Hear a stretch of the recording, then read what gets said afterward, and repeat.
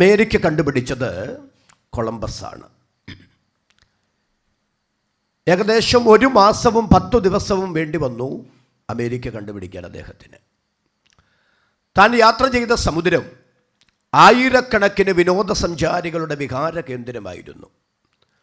ആ സമുദ്രത്തിനപ്പുറത്ത് വല്ലതുമുണ്ടോയെന്നറിയാൻ 100 കണക്കിന് യാത്രക്കാർ യാത്ര ചെയ്തിട്ടുണ്ട്. പക്ഷേ അനന്തമായ സമുദ്രത്തിനപ്പുറത്ത് ഒന്നും തന്നെ കണ്ടെത്താൻ അവരെ കൊണ്ട് കഴിഞ്ഞില്ല. പാതി വഴിക്ക് യാത്ര മതിയാക്കി തിരികെ അവർ സ്പെയിനിൽ വന്നു. എന്നിട്ട് അവിടുത്തെ രാജാവിന് യാത്രയുടെ റിപ്പോർട്ട് കൊടുത്ത റിപ്പോർട്ട് ഇപ്രകാരമായിരുന്നു: രാജാവേ, ഈ സമുദ്രത്തിനപ്പുറത്ത് ഒന്നുമില്ല. അതുകൊണ്ട് മടയൻ രാജാവ് അവിടെ ഒരു ബോർഡ് എഴുതി വെപ്പിച്ചു. അതിങ്ങനാണ്: ഇതിനപ്പുറത്ത് ഒന്നുമില്ല.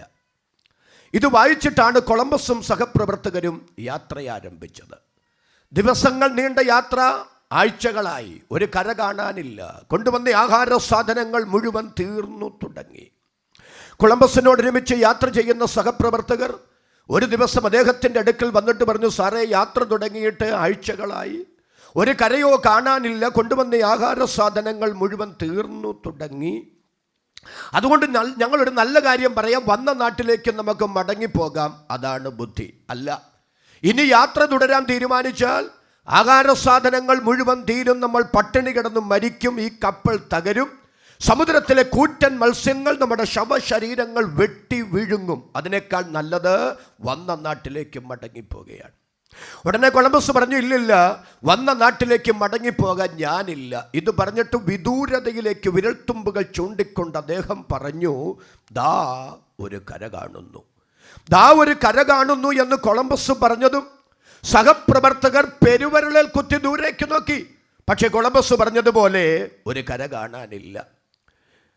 പരസ്പരം മുഖത്തോട് മുഖം നോക്കി അവർ പറഞ്ഞു: യാത്രയുടെ ദൈർഘ്യ നിമിത്തം മാനസിക പിരിമുറുക്കം താങ്ങവയ്യാതെ കൊളംബസിൻ്റെ മാനസിക നിലയൊക്കെ തെറ്റിയിരിക്കുകയാണ്. അതുകൊണ്ടാണ് ഇല്ലാത്ത ഒരു കര ദാ കാണുന്നു എന്ന് അദ്ദേഹം പറയുക.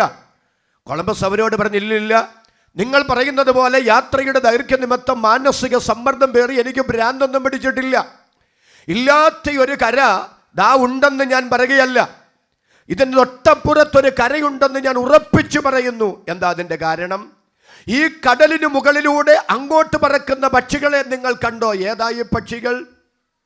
ഈ പക്ഷികൾ സമുദ്രത്തിൽ വളരുന്ന പക്ഷികളല്ല, പ്രത്യേകത ഏതോ കരയിൽ വളരുന്ന പക്ഷികളാണ്. സന്തോഷാധിക്യത്താൽ അവിടെ നിന്ന് ചിറകടിച്ചു പറന്നു പൊങ്ങി അനന്തവികായുസ്സിൽ ഈ സമുദ്രത്തിന് മുകളിലൂടെ പറന്ന് തിമിർത്തും മടുത്തു കഴിഞ്ഞപ്പോൾ അവ വളരുന്ന കരയിലേക്ക് വിശ്രമത്തിനായി തിരിച്ചു പറക്കുകയാണ്. അതുകൊണ്ട് ഈ പക്ഷികൾ വളരുന്ന ഒരു കര ഇതിൻ്റെ തൊട്ടപ്പുറത്തുണ്ട്. ഈ സമുദ്രത്തിലൂടെ ഒഴുകി നടക്കുന്ന പച്ച സസ്യങ്ങളുടെ അവശിഷ്ടങ്ങൾ നിങ്ങൾ കണ്ടോ? ഏതായി സസ്യങ്ങൾ? ഏതോ കരയിൽ വളർന്ന സസ്യങ്ങളാണ്. മലവെള്ളം അതിൻ്റെ മാസ്മര ലഹരിയിൽ ഒഴുകി വന്നപ്പോൾ പിഴുതെടുത്ത് ഈ സസ്യങ്ങളെ സമുദ്രത്തിലേക്ക് തള്ളിയിട്ടതാണ്. അതുകൊണ്ട് ഈ സസ്യങ്ങൾ വളരുന്ന ഒരു കര ഇതിൻ്റെ തൊട്ടപ്പുറത്തുണ്ട്. ഈ രണ്ടടയാളങ്ങളുടെ വെളിച്ചത്തിലാണ് കൊളംബസും സഹപ്രവർത്തകരും യാത്ര മതിയാക്കാതെ യാത്ര തുടരാൻ തീരുമാനിച്ചത്. അവസാനം അത് സത്യമെന്ന് തെളിയിച്ചുകൊണ്ട് പക്ഷികൾ വളരുന്ന, സസ്യങ്ങൾ വളരുന്ന അമേരിക്ക എന്ന കരയിൽ അവർ കാലുകുത്തി. അതെന്തിനാ ഇന്ന് രാത്രി ഈ വീടിന് മുറ്റത്ത് ഈ ഉച്ചഭാഷണിയിലൂടെ ഞാൻ വിളിച്ചു പറയാനുള്ള കാരണം ഇതാണ്: ഈ ലോകത്തിനപ്പുറത്തൊന്നുമില്ലെന്ന് ലോക മനുഷ്യർ വിളിച്ചു പറയുമ്പോൾ ആനുകാലിക സംഭവങ്ങളെ ബൈബിൾ വീക്ഷണത്തിൽ വിചിന്തനം ചെയ്യുന്ന ഒരു ദൈവത്തിൻ്റെ ഭക്ത ഉറക്ക വിളിച്ചു പറയും. എന്തു വിളിച്ചു പറയും? ഇതിനപ്പുറത്തൊരു കരയുണ്ട്, ഇതിനപ്പുറത്തൊരു നാടുണ്ട്, ഇതിനപ്പുറത്തൊരു വീടുണ്ട്, ഇതിനപ്പുറത്തൊരു വിശ്രമ സ്ഥലമുണ്ട്.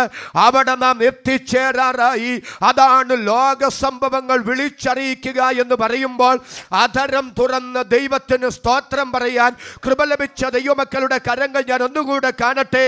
ആ കരമുയർത്തി, ശബ്ദമുയർത്തി ഇന്ന് രാത്രി ദൈവത്തിന് സ്തോത്രം ചെയ്യാം.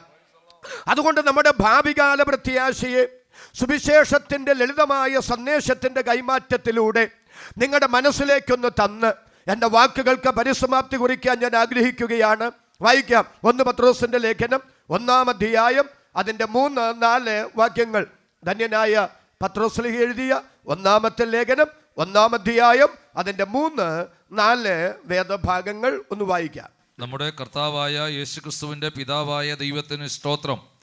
അവൻ മരിച്ചവരുടെ ഇടയിൽ നിന്നുള്ള യേശുക്രിസ്തുവിൻ്റെ പുനരുത്ഥാനത്താൽ തൻ്റെ കരുണാധിക്യ പ്രകാരം നമ്മെ ജീവനുള്ള പ്രത്യാശയ്ക്കായി അന്ത്യകാലത്തിൽ വെളിപ്പെടുവാൻ ഒരുങ്ങിയിരിക്കുന്ന രക്ഷയ്ക്ക്. വളരെ നന്ദി. ആ വാക്യത്തിനായി നമ്മുടെ കരങ്ങൾ ഉയർത്തി ഒരിക്കൽ കൊടുക്കുന്ന സ്തോത്രം പറയാമോ? ജീവനുള്ള പ്രത്യാശ, അന്ത്യകാലത്ത് വെളിപ്പെടുവാൻ ഒരുങ്ങിയിരിക്കുന്ന രക്ഷ. എന്താണ് ജീവനുള്ള പ്രത്യാശ? എന്താണ് അന്ത്യകാലത്തിൽ വെളിപ്പെടുവാൻ ഒരുങ്ങിയിരിക്കുന്ന രക്ഷ? ഈ വാക്യം എന്ത് എന്ന് മനസ്സിലാക്കണമെങ്കിൽ യേശുക്രിസ്തുവിൻ്റെ ത്രിവിധ പ്രത്യക്ഷതകൾ എന്ന വിഷയം നാം അറിയേണ്ടിയിരിക്കുന്നു. എബ്രായ ലേഖനം വായിക്കേണ്ട 9-ാം അധ്യായം 24, 26, 28 വാക്യങ്ങളിൽ യേശുക്രിസ്തുവിൻ്റെ 3 വിധ പ്രത്യക്ഷതകൾ നമുക്ക് കാണാം. ഒന്നാമത്തെ പ്രത്യക്ഷത പരിശുദ്ധാത്മാവ് ഇങ്ങനെ രേഖപ്പെടുത്തിയിരിക്കുന്നു: യേശുക്രിസ്തു ഒരിക്കൽ പ്രത്യക്ഷൻ ആയി. യേശു ഒരിക്കൽ പ്രത്യക്ഷനായി എന്ന പദപ്രയോഗം ഒരു ഭൂതകാല ക്രിയയാണ്. അതൊരു കഴിഞ്ഞകാല സംഭവമാണ്. അത് ഭൂതകാല ക്രിയയെങ്കിൽ, കഴിഞ്ഞകാല സംഭവമെങ്കിൽ ഏതാണ് യേശുവിൻ്റെ ഒരിക്കലായി നടന്ന പ്രത്യക്ഷത? ഇന്നേക്ക് 2018 വർഷങ്ങൾക്ക് പിറകിൽ ഈ ബ്രഹ്മാണ്ഡ ഘടാകത്തിൻ്റെ ഉടയവനും സൃഷ്ടാവും കാരണഭൂതനും നിയന്ത്രണാധാവുമായ മഹാദൈവമായ കർത്താവായ യേശു ക്രിസ്തു ഒരു ജഡ ശരീരത്തിൽ ഈ മണ്ണിൽ വെളിപ്പെട്ടതിനെ സംബന്ധിച്ച് തിരുവെഴുത്ത് വ്യക്തമാക്കുന്നു. യേശു ഒരിക്കൽ ഇവിടെ പ്രത്യക്ഷനായി. അങ്ങനെയാണെങ്കിൽ രണ്ടാമത്തെ ചോദ്യം ഇതാണ്: എന്തിനേശു ഇവിടെ ഒരിക്കൽ പ്രത്യക്ഷനായി? അതിന് ബൈബിൾ പറയുന്ന മറുപടി നിങ്ങൾ ശ്രദ്ധിക്കുക. 1 തിമോഥെയോസിന്റെ ലേഖനം വായിക്കേണ്ട 1-ാം അധ്യായം 15-ാമത്തെ വാക്യം. ക്രിസ്തു യേശു പാപികളെ രക്ഷിപ്പാൻ ലോകത്തിൽ വന്നു എന്നുള്ളത് അടുത്തത് അടിവരയിടേണ്ട പദമാണ്. വിശ്വാസ്യവും എല്ലാവരും അംഗീകരിപ്പാൻ യോഗ്യവുമായ വചനം തന്നെ. എത്ര പേരെ കരമുയർത്തിപ്പിടിച്ച വാക്യത്തിന് ആമേൻ പറയും? ദൈവത്തിന് സ്തോത്രം. ക്രിസ്തു യേശു എന്തിനാ വന്നത്? പാപികളെ രക്ഷിപ്പാനാ വന്നത്. സഹൃദയരെ, പാപമെന്ന വിഷയം ഇന്ന് രാത്രി മുഴുവൻ നിന്നിവിടെ പ്രസംഗിച്ചാലും അധിക പ്രസംഗമാകില്ലെന്ന എൻ്റെ ഒരു ചിന്ത. പക്ഷേ അതിൻ്റെ വിശദമാക്കലിലേക്കൊന്നും ഞാൻ പോകാൻ ആഗ്രഹിക്കുന്നില്ല. എന്നാൽ പാപത്തോടുള്ള ദൈവത്തിൻ്റെ മനോഭാവം എന്താണ് എന്ന് നാം തിരിച്ചറിഞ്ഞാലേ യേശുക്രിസ്തുവിലൂടെ മനുഷ്യവർഗത്തിന് ദൈവമൊരുക്കിയ രക്ഷാകര പദ്ധതി എത്ര ഉന്നതമാണെന്ന് നമുക്ക് പിടികിട്ടുകയുള്ളൂ. പാപത്തോടുള്ള ദൈവത്തിൻ്റെ മനോഭാവം എന്താണ്? ശ്രദ്ധിച്ചു കേൾക്കുക. യിരെമ്യാ പ്രവാചകന്റെ പുസ്തകം വായിക്കേണ്ട ഞാൻ പറഞ്ഞു വിടാം. 17-ാം അധ്യായം 1-ാമത്തെ വാക്യം.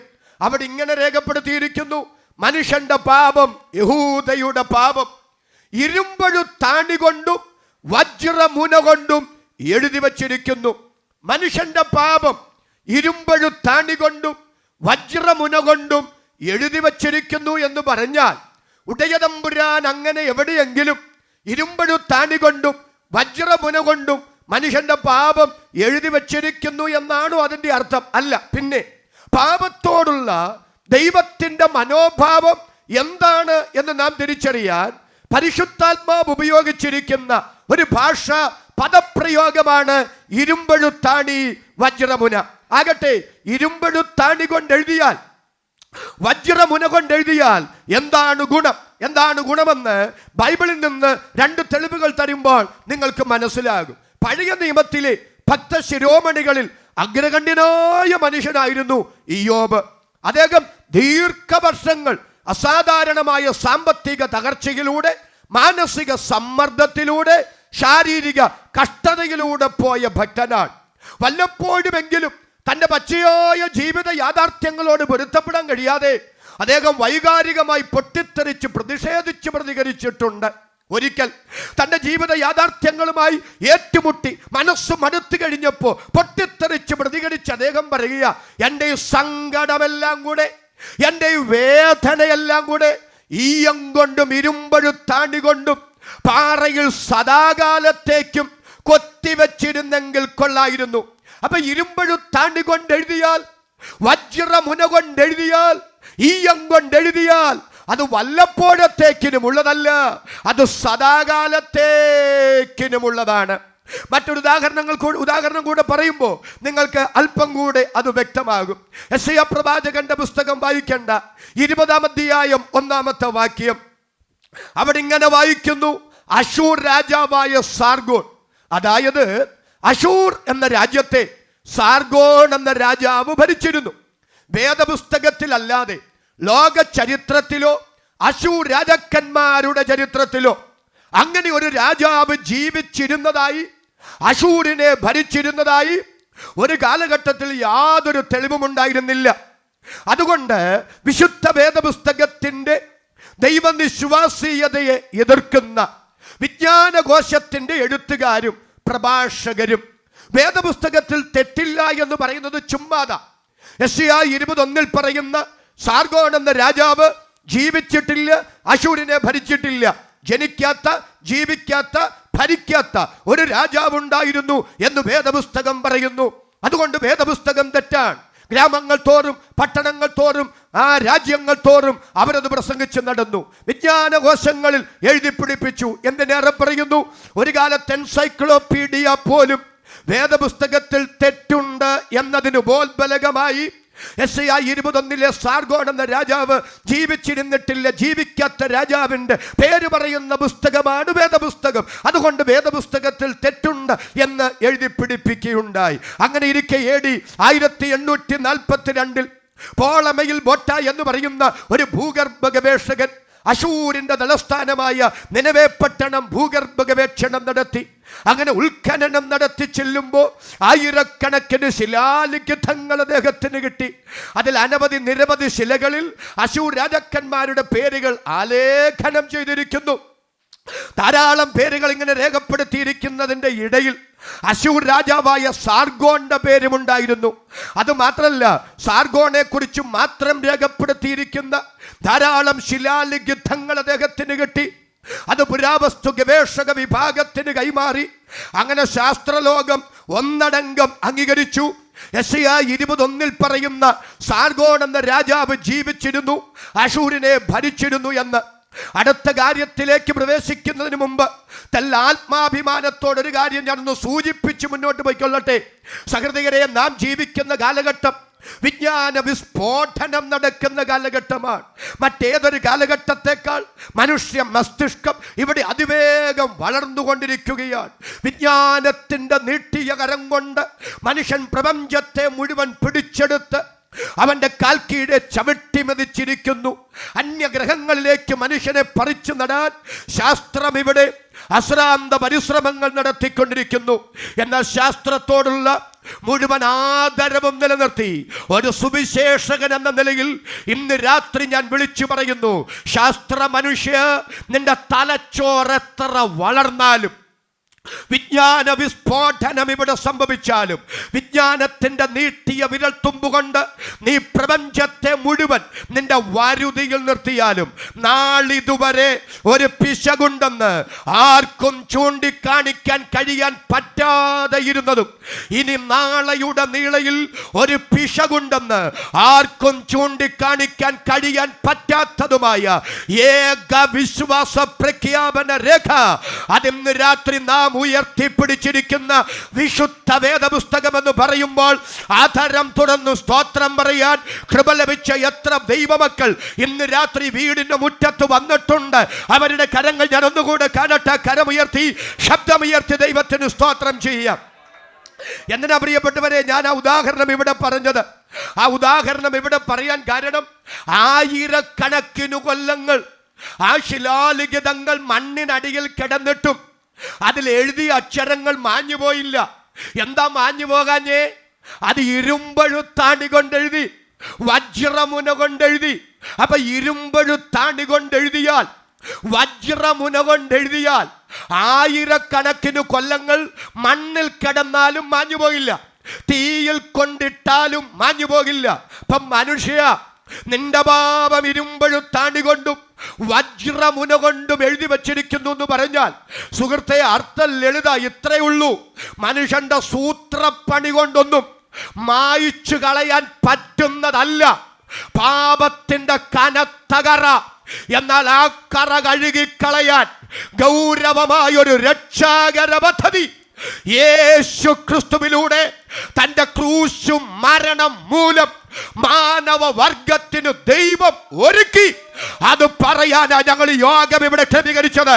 അത് പറയുന്നത് സുവിശേഷം. അത് പറഞ്ഞാലേ അത് സുവിശേഷമാകുകയുള്ളൂ.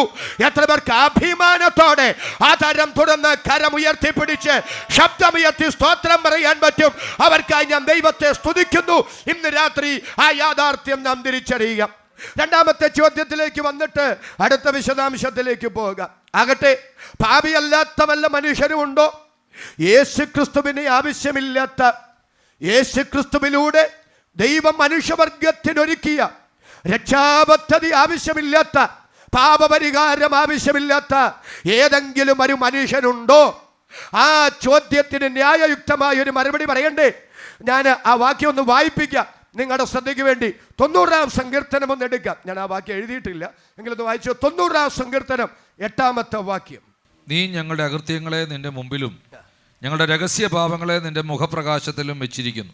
നീ ഞങ്ങളുടെ അകൃത്യങ്ങളെ നിന്റെ മുൻപിലും ഞങ്ങളുടെ രഹസ്യ പാപങ്ങളെ നിന്റെ മുഖപ്രകാശത്തിലും വെച്ചിരിക്കുക. ആരായി പറയുന്നേ? മോശയാ പറയുന്നേ. എന്താ പറയുക? നീ അവരുടെ അകൃത്യങ്ങളെന്നല്ല, അവരുടെ രഹസ്യ പാപങ്ങളെന്നല്ല, ഞാനും ജനവും ഉൾപ്പെടെ ഞങ്ങളുടെ അകൃത്യങ്ങളെ നിന്റെ മുൻപിലും ഞങ്ങളുടെ രഹസ്യ പാപങ്ങളെ നിന്റെ മുഖപ്രകാശത്തിലും വെച്ചിരിക്കുന്നു. മോശയെപ്പോലൊരു മനുഷ്യനെ പാപബോധം തോന്നുക എന്നുള്ളത് അല്പ അസംഭവ്യമായ കാര്യമാണ്. ആരാ മോശ? മോശ ആരാന്ന് 3 കാര്യങ്ങൾ പറയുമ്പോൾ നിങ്ങൾക്ക് പിടികിട്ടും. ലക്ഷോപലക്ഷം ജനവുമായി ആ ദൈവ മനുഷ്യൻ മിസ്രൈമിൽ നിന്ന് കനാനിലേക്ക് യാത്ര ചെയ്യുകയാണ്. മാർഗതടസ്സമായി ചെങ്കടൽ കുലംകുത്തി ഒഴുകുന്നു. അദ്ദേഹത്തിന് മുമ്പാരും വടിനീട്ടി കൈനീട്ടി കടൽ പിളർത്തിയതായി അദ്ദേഹം കേട്ടിട്ടില്ല. എന്നാൽ ആ പ്രതിസന്ധിയുടെ നടുവിൽ വിശ്വാസത്താൽ ആ ദൈവ മനുഷ്യൻ തൻ്റെ കൈ നീട്ടിയപ്പോൾ, വടി നീട്ടിയപ്പോൾ ചെങ്കടൽ 2ആയി പിരിഞ്ഞു മാറി. അതങ്ങനെ ചെങ്കടൽ പിരിഞ്ഞു മാറിയത് മോശയുടെ കൈയുടെ ശക്തി കൊണ്ടാണോ വടിയുടെ അധികാരം കൊണ്ടാണോ? ഇത് രണ്ടുകൊണ്ടുമല്ല. പിന്നെ എങ്ങനെയാ സംഭവിച്ചതെന്ന് യെശയ്യാ 63 പ്രവാചകനിലൂടെ ദൈവം പറയുന്നുണ്ട്. മോശ തൻ്റെ ബലഹീന കരം ആ കടലിനു മീതെ നീട്ടിപ്പിടിച്ചപ്പോ മറ്റൊരു കരം ആ കരത്തിനു മുകളിൽ വന്നു നിന്നു. ഏതു കരം? ആകാശത്തെ വിരിച്ച, ഭൂമിക്കടിസ്ഥാനമിട്ട, തൻ്റെ ഭക്തനോട് മുൻപോട്ട് പോകാൻ പറഞ്ഞവന്റെ കരം അവന്റെ ബലഹീന കരത്തിനു മുകളിൽ വന്നു നിന്നപ്പോ തടസ്സമായി നിന്ന ചെങ്കടൽ പിരിഞ്ഞു മാറിയെങ്കിൽ ഇന്ന് രാത്രി ഏതെങ്കിലും ദൈവിക നിയോഗത്താലും ദൈവഹിതത്താലും ചില പദ്ധതിക്ക് വേണ്ടി ഇറങ്ങിത്തിരിച്ചിട്ട് പ്രതീക്ഷിക്കാത്ത പ്രതിസന്ധിയുടെ നടുവിൽ വീർപ്പുമുട്ടുന്ന ആരെങ്കിലും ഇന്ന് രാത്രി എന്നെ ശ്രദ്ധിക്കുന്നെങ്കിൽ നീ അധൈര്യപ്പെടാതെ പ്രതിസന്ധിയുടെ നടുവിൽ ഉറച്ചു നിന്നുകൊള്ളുക. നിന്റെ നിയോഗത്തിനെതിരെ ചലിക്കുന്ന എല്ലാ ശക്തികളുടെ നടുവിലും നിന്നെ ജയകരമായി നടത്താൻ വിശ്വസ്തനായ ഒരു ദൈവമുണ്ടെന്ന് നിനക്കും മറ്റുള്ളവർക്കും ബോധ്യമാകത്തക്ക നിലയിൽ നിനക്ക് വേണ്ടി ചലിക്കുന്ന ഒരു കരമുണ്ട്. അതിന്ന് രാത്രി നീ ആരാധിക്കുന്ന ദൈവത്തിന്റെ കരമെന്നോർത്ത് ആധാരം തുറന്ന് ദൈവത്തിന് സ്തോത്രം പറയാൻ കൃപ ലഭിച്ച എത്ര ദൈവമക്കൾ ഇന്ന് രാത്രി ഇതിനകത്ത് വന്നിട്ടുണ്ട്. അവർക്കായി ഞാൻ ദൈവത്തെ സ്തുതിക്കുന്നു. യേശുവിന്റെ നാമത്തിൽ അതങ്ങനെ സംഭവിക്കട്ടെ. ഇപ്പൊ മോശയ്ക്ക് മുമ്പ് ആരും കൈനീട്ടി വടിനീട്ടി കടൽ പിളർത്തിയിട്ടില്ല.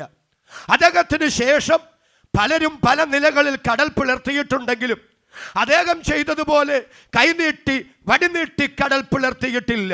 തനിക്ക് മുമ്പോ തനിക്ക് ശേഷമോ മറ്റാരും ആവർത്തിച്ച് ചെയ്തിട്ടില്ലാത്ത അത്ഭുതം ചരിത്രത്തിൽ ചെയ്തയാളാണ് മോശ. 2 ആരാ മോശ? മോശ ആരാന്ന് ഞാൻ പറയാം. അദ്ദേഹത്തിൻ്റെ പെങ്ങളും ഒക്കെ അദ്ദേഹത്തിൻ്റെ ഭാര്യയ്ക്കെതിരെ ചില കമൻസ് പാസ്സാക്കി. ഞാനായിരുന്നു മോശയുടെ സ്ഥാനത്തെങ്കിൽ തമ്പുരാനോട് ചെന്ന് പറഞ്ഞേനെ, ദൈവമേ 10-25 ലക്ഷം ജനത്തിൻ്റെ നേതാവാൻ ഞാൻ. എൻ്റെ വീടിനകത്ത് എൻ്റെ സഹോദരങ്ങൾ പ്രശ്നം ഉണ്ടാക്കുക. എൻ്റെ ദൈവമേ, ഇവർ ഈ പ്രശ്നം ഇങ്ങനെ ഉണ്ടാക്കിയ നാട്ടുകാർ നാളെ എന്നോട് പറയത്തില്ലേ, നിൻ്റെ വീട്ടിലെ പ്രശ്നം തീർത്തിട്ട് ഞങ്ങളുടെ പ്രശ്നം തീർക്കാൻ വന്നാൽ മതിയെന്ന്. എൻ്റെ ദൈവമേ, എൻ്റെ കൂടപ്പുറപ്പുകളെല്ലാം കൂടെ എൻ്റെ കുടുംബത്തിനകത്ത് കുത്തിത്തിരിപ്പ് ഉണ്ടാക്കുകയാണല്ലോ, വഴക്കും വയ്യാവേലി ഉണ്ടാക്കുകയാണല്ലോ. ഈ വിഷയത്തിൽ അങ്ങ് ഇടപെട്ടല്ലാതെ ഞാനിനി വെള്ളം കുടിക്കുകയാണെന്നും പറഞ്ഞ് ഞാനാണെങ്കിൽ ഉപവസിച്ചേനെ, ഞാനാണ് പ്രാർത്ഥിച്ചേനെ, ഞാനാണ് ആ വിഷയത്തിൽ ഇടപെടാൻ ദൈവത്തോട് ആവശ്യപ്പെട്ടേനെ. പക്ഷെ മോശ ഉപവസിച്ചില്ല, മോശ പ്രാർത്ഥിച്ചില്ല, ആ വിഷയത്തിൽ ഇടപെടാൻ ദൈവത്തോട് ആവശ്യപ്പെട്ടുമില്ല. മോശ ആവശ്യപ്പെടാതെ, മോശ പ്രാർത്ഥിക്കാതെ, മോശ ഉപവസിക്കാതെ ആ വിഷയത്തിൽ ഇടപെടാൻ ദൈവം തീരുമാനിച്ചു. ഇന്ന് രാത്രി എഴുതി വെച്ചുകൊള്ളുക, അടിയന്തരമായി ദൈവം ഇടപെട്ടാലേ നിന്റെ ചില വിഷയങ്ങൾക്ക് നീക്കുപോക്കുള്ളൂ എന്നുണ്ടെങ്കിൽ, നീ ചിന്തിക്കുന്നതിനേക്കാൾ വേഗതയിൽ, നീ പ്രതീക്ഷിക്കുന്നതിനേക്കാൾ ശീഘ്രഗതിയിൽ ചില വിഷയങ്ങളിൽ ഇടപെടാൻ എൻ്റെ ദൈവത്തിന് കഴിയുമെന്ന് ഇന്ന് രാത്രി വചനത്തിലൂടെ വിളിച്ചു പറയുമ്പോൾ, ആധരം തുറന്ന് നിരാശ മറന്ന് ദൈവത്തിന് സ്തോത്രം പറയാൻ കൃപ ലഭിച്ച എത്ര പേർ ഇന്ന് രാത്രി ഈ പന്തലിന്റെ കീഴിൽ വന്നിട്ടുണ്ട്. അവർക്കായി ഞാൻ ദൈവത്തിന് സ്തോത്രം ചെയ്യുന്നു. വിശ്വാസത്താൽ ഇന്ന് രാത്രി ആധരം തുറന്നു സ്തോത്രം പറഞ്ഞുകൊള്ളുക. ദൈവം ഇടപെട്ടാലേ നിന്റെ ചില വിഷയങ്ങൾക്ക് നീക്കുപോക്കുള്ളൂ എന്നുണ്ടെങ്കിൽ, നീ ചിന്തിക്കുന്നതിനേക്കാൾ വേഗതയിൽ നിനക്ക് വേണ്ടി പ്രതികരിക്കാൻ വിശ്വസ്തനായ ഒരു ദൈവം ഇന്ന് രാത്രി ഉയരത്തിൽ ജീവിക്കുന്നു. ആരാ മോശ? മോശ ആരാന്ന് ഞാൻ പറയാം. അദ്ദേഹത്തിനെതിരെ കോരകന്റെ ഒക്കെ നേതൃത്വത്തിൽ 250 പേര് കമ്മിറ്റി കൂടി പ്രമേയം പാസാക്കി. അന്നത്തെ കാലത്ത് മരിച്ചവരും മരിച്ചു കഴിയുമ്പോൾ ജീവിച്ചിരിക്കുന്നവർ കുഴിവെട്ടി അടക്കുന്ന പതിവാണ് ഉണ്ടായിരുന്നത്. കുമ്മളിയിലും ചങ്ങനാശ്ശേരിയിലും കുന്നുംപുറത്തും കുരിശുംമൂട്ടിലും തെങ്ങണായിലും കരകച്ചാലിലും എല്ലായിടത്തും ഒരു കാലത്തെ മരിച്ചവരും മരിച്ചു കഴിയുമ്പോൾ ജീവിച്ചിരിക്കുന്നവരും മരിച്ചവരെ കുഴിവെട്ടി അടക്കുന്ന പതിവാണ് ഉണ്ടായിരുന്നത്. പക്ഷെ ഇന്ന് ആരും മരിച്ചിട്ട് കുഴിവെട്ടാൻ പോകണ്ട, കുഴിവെട്ടിയിട്ടിരിക്കുകയാണ്. ആരെങ്കിലും മരിച്ചു കിട്ടിയാൽ മതി. ഞാൻ പറയുന്നത് വല്ലതും മനസ്സിലാവുന്നുണ്ട്? പക്ഷെ പണ്ടങ്ങനല്ല. മരിച്ചവർ മരിച്ചു കഴിയുമ്പോൾ ജീവിച്ചിരിക്കുന്നവർ കുഴിവെട്ടി അവരെ അടക്കുകയാണ്. മോശയ്ക്കെതിരെ കമ്മിറ്റി കൂടിയ, മോശയ്ക്കെതിരെ പ്രമേയം പാസാക്കിയ ഈ 250 പേര് കോരകം കൂട്ടരും മരിച്ചില്ല. മരിച്ചിട്ട് ജീവിച്ചിരുന്നവരാരും അവർക്ക് കുഴി വെട്ടേണ്ടിയും വന്നില്ല. അവർ ജീവിച്ചിരിക്കെ മനുഷ്യരാരും കുഴിവെട്ടാതെ ഭൂമി തന്നെ ശവക്കുഴി തുറന്ന് അവരെ ജീവനോടെ വിഴുങ്ങിക്കളഞ്ഞു. തൻ്റെ ഭക്തനെതിരെ ആധരം ചലിപ്പിച്ചവരെ, തൻ്റെ അഭിഷക്തനെതിരെ വീരൽ ചൂണ്ടിയവരെ, തൻ്റെ വിശുദ്ധനെതിരെ കമ്മറ്റി കൂടിയവരെ ചരിത്രത്തിൽ മറ്റാരെയും ശിക്ഷിക്കാത്ത നിലയിൽ ശിക്ഷിച്ചുകൊണ്ട് തൻ്റെ ഭക്തനോടുള്ള തൻ്റെ ഉത്തരവാദിത്വം വെളിപ്പെടുത്തിയ ദൈവമാ ഇന്ന് രാത്രി നാം സ്തോത്രം ചെയ്ത് ആരാധിക്കുന്ന ദൈവമെങ്കിൽ, ആധരം തുറന്ന ദൈവമക്കൾ ഇന്ന് രാത്രി സ്തോത്രം ചെയ്യേ. ഞാൻ ദൈവമക്കളോട് ഇന്ന് രാത്രി വിളിച്ചു പറയുന്നു, ദോഷത്തിന് പകരം ദോഷവും ശകാരത്തിന് പകരം ശകാരങ്ങളും പകരം ചെയ്യാതെ നീതിയോടെ വിധിക്കുന്ന ദൈവത്തിന്റെ കയ്യിൽ നിന്റെ കാര്യം എറിഞ്ഞുകൊടുത്ത് നീ ക്ഷമയോടെ കാത്തിരിക്കുമെങ്കിൽ, സമയം വരുമ്പോൾ നീതിയോടെ വിധിച്ച് നിന്റെ നീതിയെ മധ്യാഹ്നം പോലെ പ്രകാശിപ്പിക്കാൻ എൻ്റെ ദൈവത്തിന് പദ്ധതിയുണ്ടെന്ന് ഇന്ന് രാത്രി KJ തോമസ് അല്ല, ദൈവത്തിന്റെ പരിശുദ്ധാത്മാവ് തൻ്റെ വചനത്തിലൂടെ ആലോചന കൈമാറുമ്പോൾ സങ്കടം മറന്ന് ആധരം തുറന്ന് എൻ്റെ ദൈവത്തിന് സ്തോത്രം പറയാൻ കൃപ ലഭിച്ച അഭിഷക്തന്മാരുണ്ടെങ്കിൽ, കൃപ ലഭിച്ച ദൈവമക്കൾ ഉണ്ടെങ്കിൽ അവരെ കരമുയർത്തി ഒരിക്കൽ കൂടി ശക്തിയോടെ കർത്താവിന് സ്തോത്രം ചെയ്യാം. എൻ്റെ ദൈവം വിശ്വസ്തനായ ദൈവം. ആ ഭക്തനാ പറയുന്നത്, മോശയാ പറയുന്നത്, നീ ഞങ്ങളുടെ അകൃത്യങ്ങളെ നിന്റെ മുൻപിലും ഞങ്ങളുടെ രഹസ്യ പാപങ്ങളെ നിന്റെ മുഖപ്രകാശത്തിലും വെച്ചിരിക്കുന്നു. നമുക്ക് മോശയോട് ചോദിക്കാം, മോശേ, താങ്കൾക്ക് പാപബോധം തോന്നുന്നുണ്ടോ? ഉണ്ട്, എനിക്ക് പാപബോധം തോന്നുന്നുണ്ട്. എന്താ പാപബോധം തോന്നാൻ കാരണം? 90-ാം സങ്കീർത്തനം മോശ എഴുതുന്നത് തൻ്റെ ജ്യേഷ്ഠ സഹോദരനായ അഹരോന്റെ നിര്യാണ സമയത്താണ്. വെട്ടിയിട്ട മരക്കഷണം പോലെ ശവമഞ്ചത്തിനകത്ത് അഹരോന്റെ ശരീരം കിടക്കുകയാണ്. ആ സമയത്താണ് മോശ ഒരു കാര്യം സ്മരിക്കുക. പഞ്ചഗ്രന്ഥങ്ങൾ മോശയാണ് എഴുതിയത്. ഉൽപ്പത്തി, പുറപ്പാട്, ലേവ്യ, സംഖ്യ, ആവർത്തനങ്ങൾ.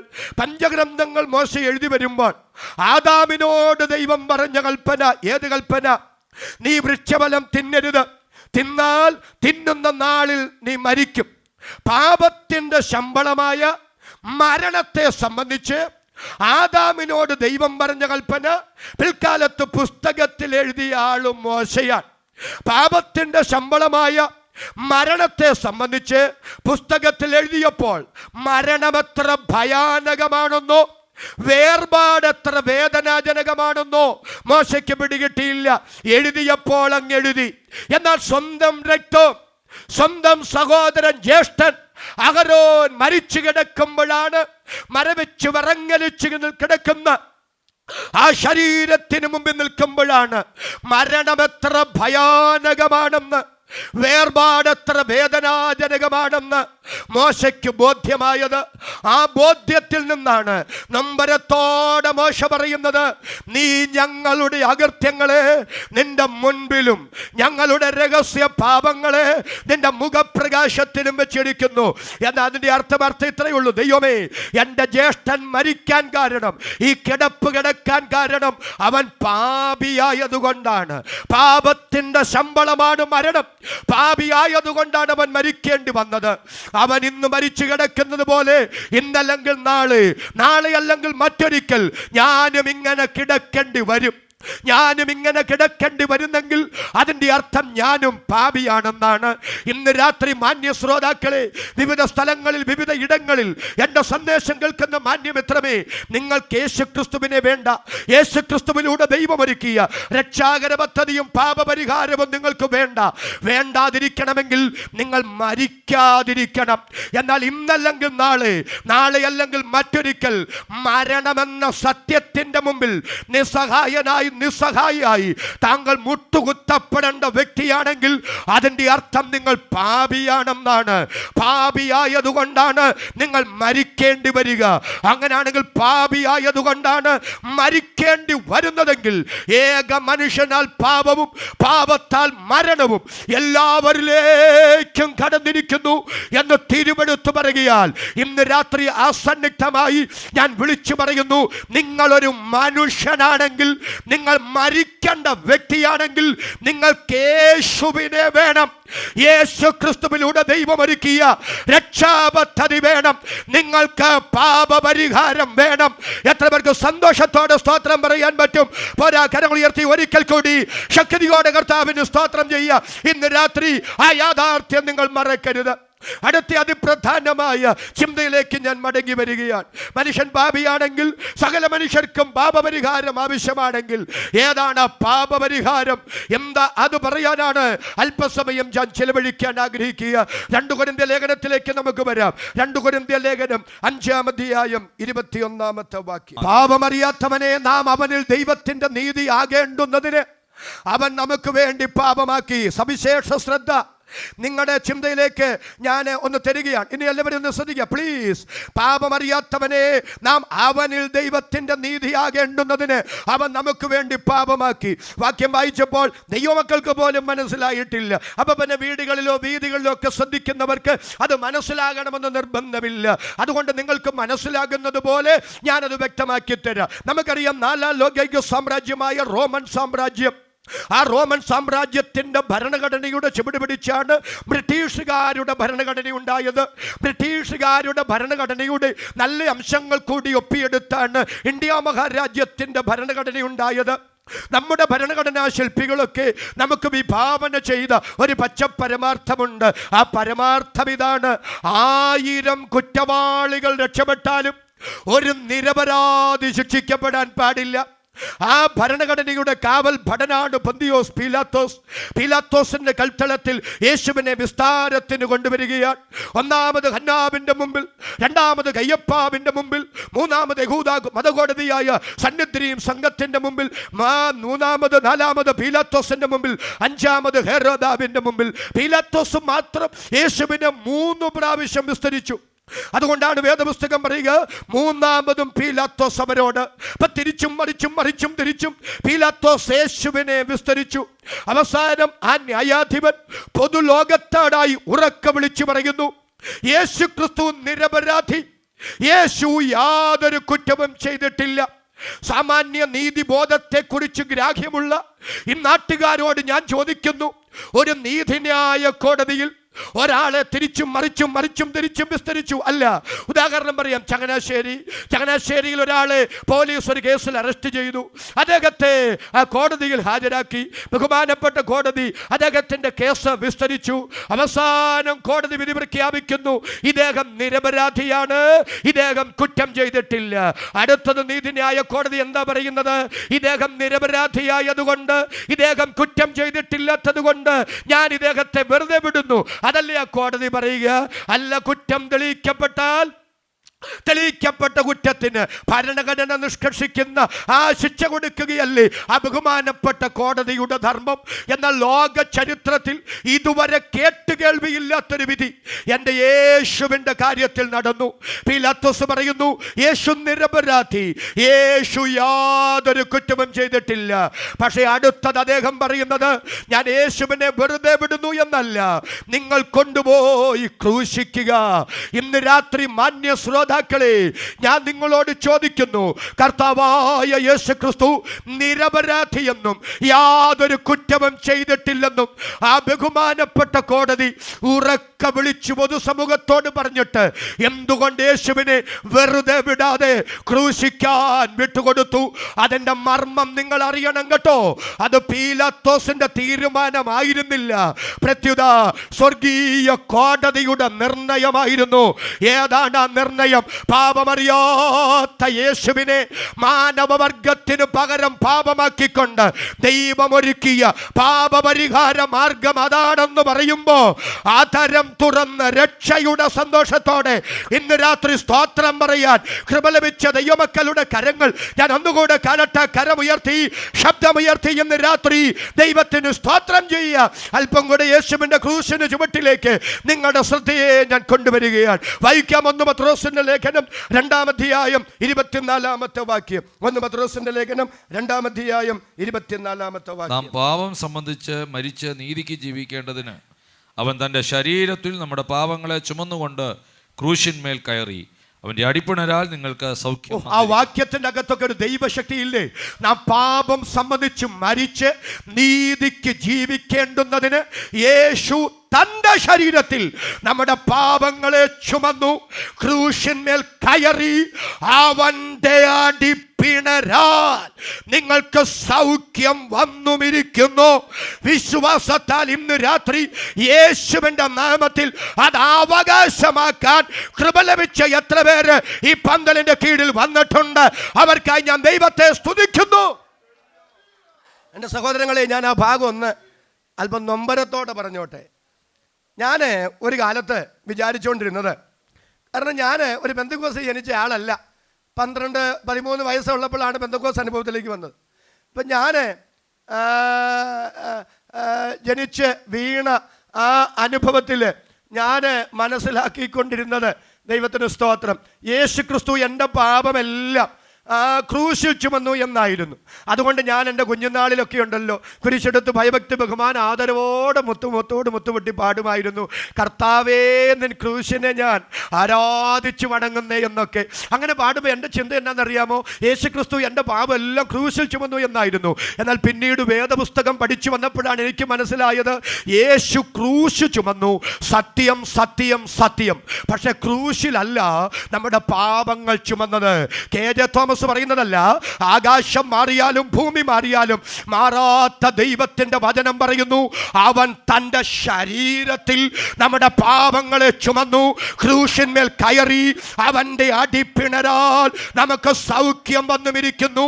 അതുകൊണ്ട് യേശു ക്രിസ്തു ചുമന്ന ക്രൂശിനെ അല്ല ആരാധിക്കേണ്ടത്, ക്രൂശിക്കപ്പെട്ട് അടക്കപ്പെട്ട് ഉയർത്തെഴുന്നേറ്റ് ഇന്നും ജീവിക്കുന്ന യേശുവിനെയാണ് ആരാധിക്കേണ്ടത്.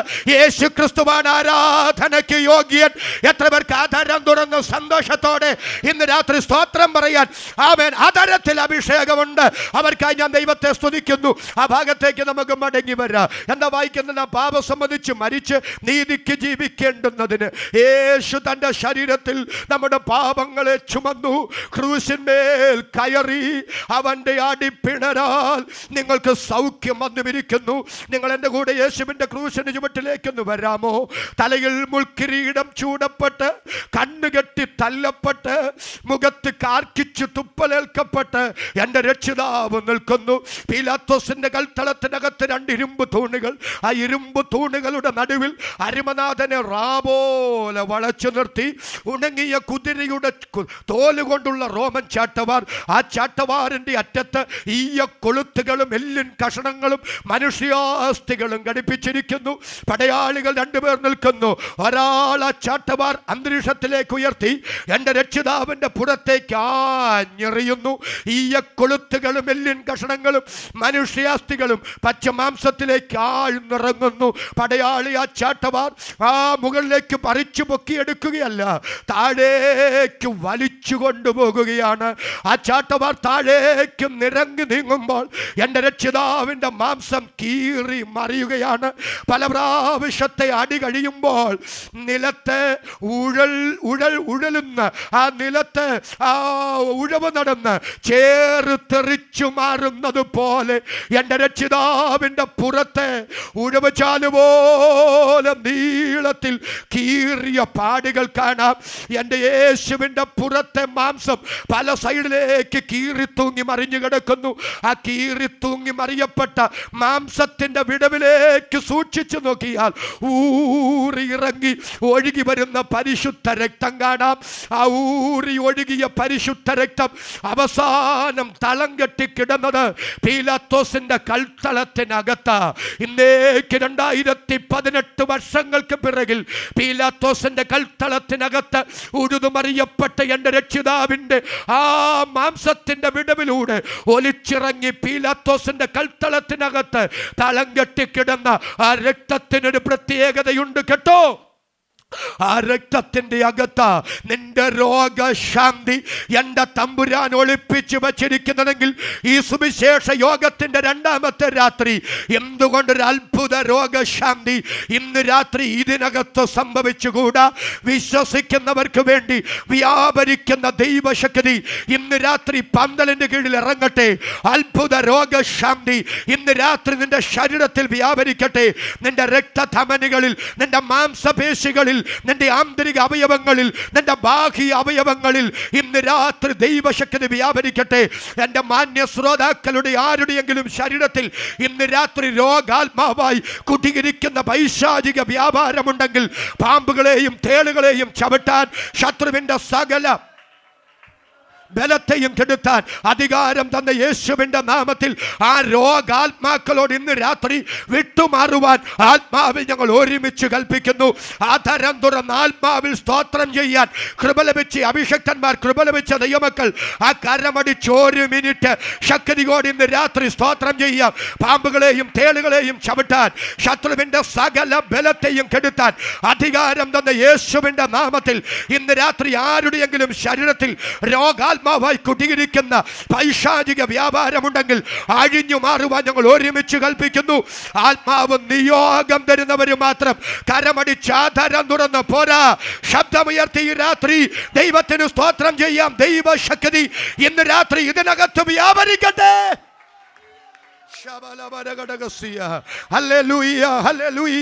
എത്ര പേർക്ക് വിശ്വാസത്താൽ സ്തോത്രം പറയാൻ പറ്റും? പല കരങ്ങൾ ഞാൻ ഒന്നുകൂടെ കാണട്ടെ. കരമുയർത്തി ശബ്ദമുയർത്തി ദൈവത്തെ സ്തുതിക്കാം. സഹോദരങ്ങളെ, സത്യസന്ധമായി വേണം സുവിശേഷം പ്രസംഗിക്കാൻ. ശ്രദ്ധിച്ച് കേട്ടോണം. പല നിലകളിൽ രോഗങ്ങൾ ഉണ്ടാകാം. ഒന്ന്, പ്രായാധിക്യ നിമിത്തം രോഗം ഉണ്ടാവും. നമ്മുടെ ശരീരത്തിൻ്റെ കോശങ്ങളും സെല്ലുകളും ഒക്കെ വളരുന്ന ഒരു സമയമുണ്ട്. ആ സമയത്ത് നമുക്ക് നല്ല വിശപ്പ്, അസ്ഥിക്ക് നല്ല ബലം, മാംസത്തിന് നല്ല പുഷ്ടി, നല്ല കേൾവി, നല്ല കാഴ്ച, നല്ല ബുദ്ധി, നല്ല ഓർമ്മ, എല്ലാം നല്ലതാണ്. എന്നാൽ ഒരു നിശ്ചിത പ്രായം കഴിയുമ്പോൾ നമ്മുടെ ശരീരത്തിൻ്റെ ആ സെല്ലുകളുടെ കോശങ്ങളുടെ പ്രവർത്തനങ്ങൾ നിർജീവമാവും. നമ്മുടെ കാഴ്ച കുറയും, നമ്മുടെ കേൾവി കുറയും, അസ്ഥികളുടെ ബലം ക്ഷയിക്കും, മാംസത്തിൻ്റെ പുഷ്ടി പോകും, വിശപ്പൊക്കെ ഇല്ലാതെ പോകും, കയറ്റമൊക്കെ കയറുമ്പോൾ കഥപ്പൊക്കെ ഉണ്ടാകും. പക്ഷേ 80 18 ആരോഗ്യം വേണമെന്നൊന്നും ദുർവാശി പിടിക്കരുത്.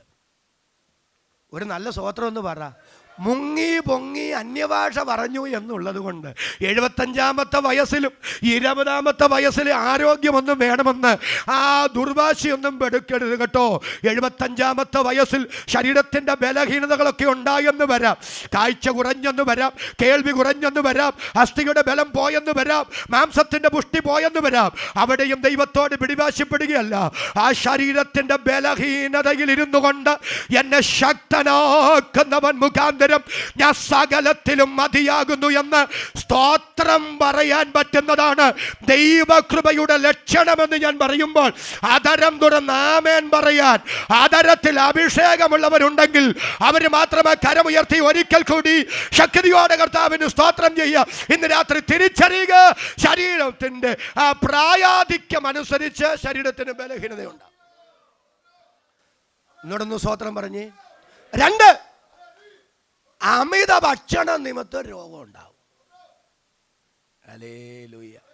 കഴിക്കാൻ പാടുള്ളതും പാടില്ലാത്തതുമായി എല്ലാം കഴിച്ചിട്ട് രോഗമാണ്, രോഗശാന്തി വേണമെന്നും പറഞ്ഞ് പ്രാർത്ഥിക്കുന്നതിനേക്കാൾ നല്ലത്. നിങ്ങൾക്ക് എന്നാ ഒരു സ്തോത്രം പറയാൻ മടി? ആവശ്യമില്ലാത്ത ഭക്ഷണങ്ങൾ ഒഴിവാക്കണം. അപ്പം അമിത ഭക്ഷണം കൊണ്ട് രോഗം ഉണ്ടാവും. 3, പ്രകൃതിക്കെതിരെ നീങ്ങിയാൽ രോഗം ഉണ്ടാവും. മഴക്കാലത്ത് മഴ നനഞ്ഞാൽ രോഗം ഉണ്ടാകും. അത് സാമാന്യ യുക്തിക്കറിയാവുന്ന കാര്യമല്ല. വിശ്വാസത്താൽ മഴ നനയുന്നതിനേക്കാൾ നല്ലതാ കുടയും ചൂടിക്കൊണ്ട് നടക്കുന്നതല്ലേ. ചിലർക്ക് പിശുക്ക് അങ്ങോട്ട് കൂടിയാൽ ഞാൻ നനഞ്ഞാലും കുഴപ്പമില്ല, പുതിയ കുട നനയരുതെന്ന. കുട നനയാതിരിക്കാൻ കൊടാലമാരിക്ക് അത് വെച്ചിട്ട് ഞാൻ നനയട്ടെ എന്ന് വെച്ചാൽ ആ രോഗശാന്തിക്ക് വേണ്ടി പ്രാർത്ഥിക്കുന്നതിനേക്കാൾ നല്ലത്. ഒന്ന് സ്തോത്രം പറ. നിങ്ങൾക്ക് സന്തോഷമില്ല, കാര്യങ്ങൾ ഉയർത്തി ഒരിക്കലും കൂടെ സ്തോത്രം പറയാം. പ്രകൃതിക്കെതിരെ നീങ്ങിയാൽ രോഗമുണ്ടാകും. ഇനി വീടും പരിസരവും വൃത്തിയായി സൂക്ഷിച്ചില്ലെങ്കിൽ രോഗമുണ്ടാകും. ഇങ്ങനെയൊക്കെ പച്ചയ്ക്ക് പറഞ്ഞാൽ ക്ഷമിക്കണം കേട്ടോ. തൂത്തുവാരാതെയും പരിസരങ്ങൾ വൃത്തിയായി സൂക്ഷിക്കാതെയും രോഗം വന്നിട്ട് 7 അല്ല 70 ദിവസം ആര് വന്ന് ഉപവസിച്ചാലും രോഗം മാറുകയില്ല. കാരണം അത് ഉപവാസത്താൽ മാറുന്ന രോഗമല്ല, വീട് തൂത്തുവാരിയാൽ മാറുന്ന രോഗമാണ്. ഒരു നല്ല സ്തോത്രം. ഇങ്ങനെ സുവിശേഷ യോഗത്തിൽ ഇതും കൂടെ ഒക്കെ പറയുന്നത് നല്ലതാ. വീടും പരിസരവും ഒന്നും വൃത്തിയായിട്ട് സൂക്ഷിക്കുകയല്ല, എന്നാ വന്നാലും ഉപവാസം. എൻ്റെ പൊന്നമ്മാമേ, അതിന് ഉപവാസമല്ല വേണ്ടത്, വൃത്തിയാണ് വേണ്ടത്. ഒരു നല്ല സ്തോത്രം എന്ന് പറഞ്ഞു. അപ്പോൾ ഞാൻ പറഞ്ഞു ഇങ്ങനെയൊക്കെ രോഗമുണ്ട്, നിങ്ങളെ അധികം വിഷമിപ്പിക്കുന്നില്ല. എന്നാൽ എല്ലാ രോഗവും പ്രായാധിക്യ നിമിത്തമല്ല, എല്ലാ രോഗവും പ്രകൃതിക്കെതിരെ നീങ്ങുന്നത് കൊണ്ടല്ല, എല്ലാ രോഗവും പിന്നെ നമ്മുടെ ശുചീകരണ കുറവ് കൊണ്ടല്ല, എല്ലാ രോഗവും അമിത ഭക്ഷണം കൊണ്ടുമല്ല. അങ്ങനെയൊക്കെ രോഗമുണ്ടാകാം. പക്ഷെ ചില രോഗങ്ങളുടെ എങ്കിലും പിന്നിൽ വ്യാപരിക്കുന്നത് നിന്റെ ഭൗതിക കണ്ണുകൊണ്ട് കാണാൻ കഴിയാത്ത സമയത്തിന് മുമ്പേ നിന്നെ മണ്ണിൽ നിന്ന് പറഞ്ഞയക്കാൻ, നിന്റെ ഉപജീവന മാർഗങ്ങളെ കെട്ടിക്കളയാൻ, നിന്റെ തലമുറയുടെ ഭാവിയെ അടച്ചു കളയാൻ, നിന്റെ കുടുംബത്തെ വഴിയാധാരമാക്കാൻ അന്ധകാര പൈശാചിക ശക്തികൾ തൊടുത്തുവിട്ട രോഗത്തിൻ്റെ അസ്ത്രങ്ങളാകാം. ഇന്ന് രാത്രി എൻ്റെ മാന്യ ശ്രോതാവേ, നിനക്കുള്ളത് മുഴുവൻ വിറ്റ് ചികിത്സിച്ചാലും ആ രോഗം ഭേദമാകില്ല. ഒരു ഡോക്ടർക്കും അത് ഭേദമാക്കാൻ പറ്റില്ല. ഒരു എക്സ്റേയ്ക്കും ഒരു സ്കാനിങ്ങിനും ഒരു ടെസ്റ്റിനും അത് വെളിപ്പെടില്ല.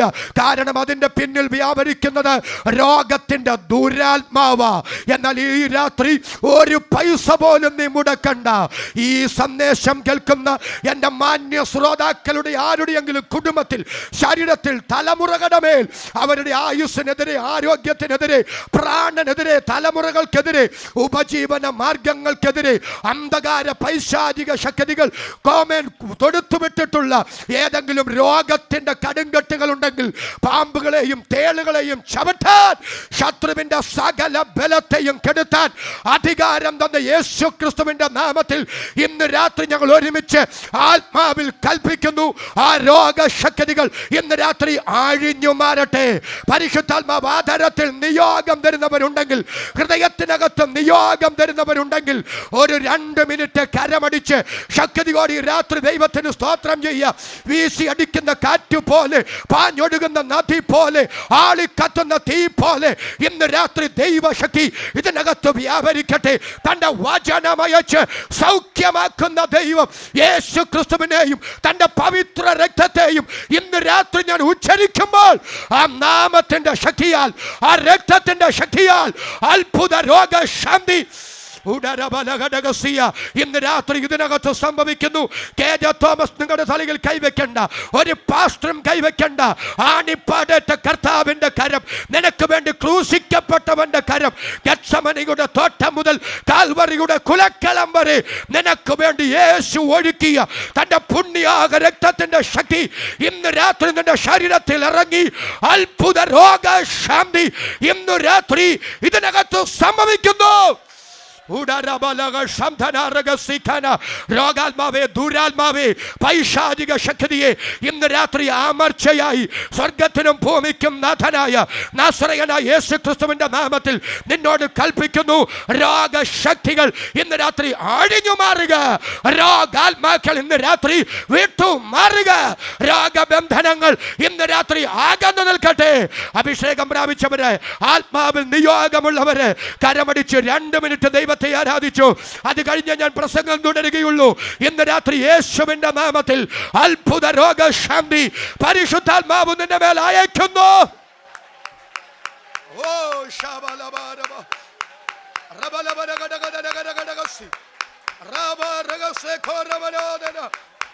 യേശുവിന്റെ നാമത്തിൽ, യേശുവിന്റെ അധികാരമുള്ള നാമത്തിൽ, യേശുവിന്റെ അധികാരമുള്ള നാമത്തിൽ, യേശുവിന്റെ അധികാരമുള്ള നാമത്തിൽ 18 വർഷമായി കൂനിയായി രോഗാത്മാവിനാൽ ബന്ധിക്കപ്പെട്ട് പള്ളിയിൽ വന്ന അബ്രഹാമിന്റെ മകളെ അവളുടെ ബന്ധനമയച്ച് എൻ്റെ രക്ഷിതാവ് മടക്കി അയച്ചതുപോലെ ഇന്ന് രാത്രി രോഗാത്മാവാണെന്ന് തിരിച്ചറിയാൻ കഴിയാതെ നീ ചുമന്നുകൊണ്ട് നടക്കുന്ന ചില വേദനകൾ, നീ ചുമന്നുകൊണ്ട് നടക്കുന്ന ചില രോഗങ്ങൾ, എത്ര ആശുപത്രികളിൽ പോയി, എത്ര ഡോക്ടർമാരെ കണ്ടു, എത്ര ചികിത്സിച്ചു, രോഗം എന്തെന്നറിയില്ല, രോഗം എന്തെന്ന് മനസ്സിലാകുന്നില്ല. ഇന്ന് രാത്രി പരിശുദ്ധാത്മാവ് ചിലരോട് വിളിച്ചു പറയുന്നു, നിന്നെ ബന്ധിച്ച രോഗത്തിന്റെ ആത്മാവ് പിടികൊടുക്കാതെ വർഷങ്ങളായി വെളിപ്പെട്ടു വരാതെ ആർക്കും മനസ്സിലാകാതെ നിന്റെ കുടുംബത്തിനകത്ത്, നിന്റെ ശരീരത്തിൽ ഇന്ന് രാത്രി കുടിയിരിക്കുന്ന ചില രോഗത്തിന്റെ ആത്മാവിനെ പാമ്പുകളെയും തേളുകളെയും ചവിട്ടാൻ, ശത്രുവിന്റെ സകല ബലത്തെയും കെടുത്താൻ അധികാരം തന്ന യേശുവിന്റെ നാമത്തിൽ ഇന്ന് രാത്രി ദൈവത്തിന്റെ അഭിഷേകത്താലും സ്വർഗം എനിക്ക് തന്ന ശുശ്രൂഷയാലും കർത്താവ് തന്ന അധികാരത്താലും ഇന്ന് രാത്രി ആ രോഗബന്ധനങ്ങളെ അഴിച്ചു മാറ്റുന്നു. ആധാരം തുറന്ന സ്തോത്രം പറയാൻ കൃപ ലഭിച്ചവർ കരമടിച്ച്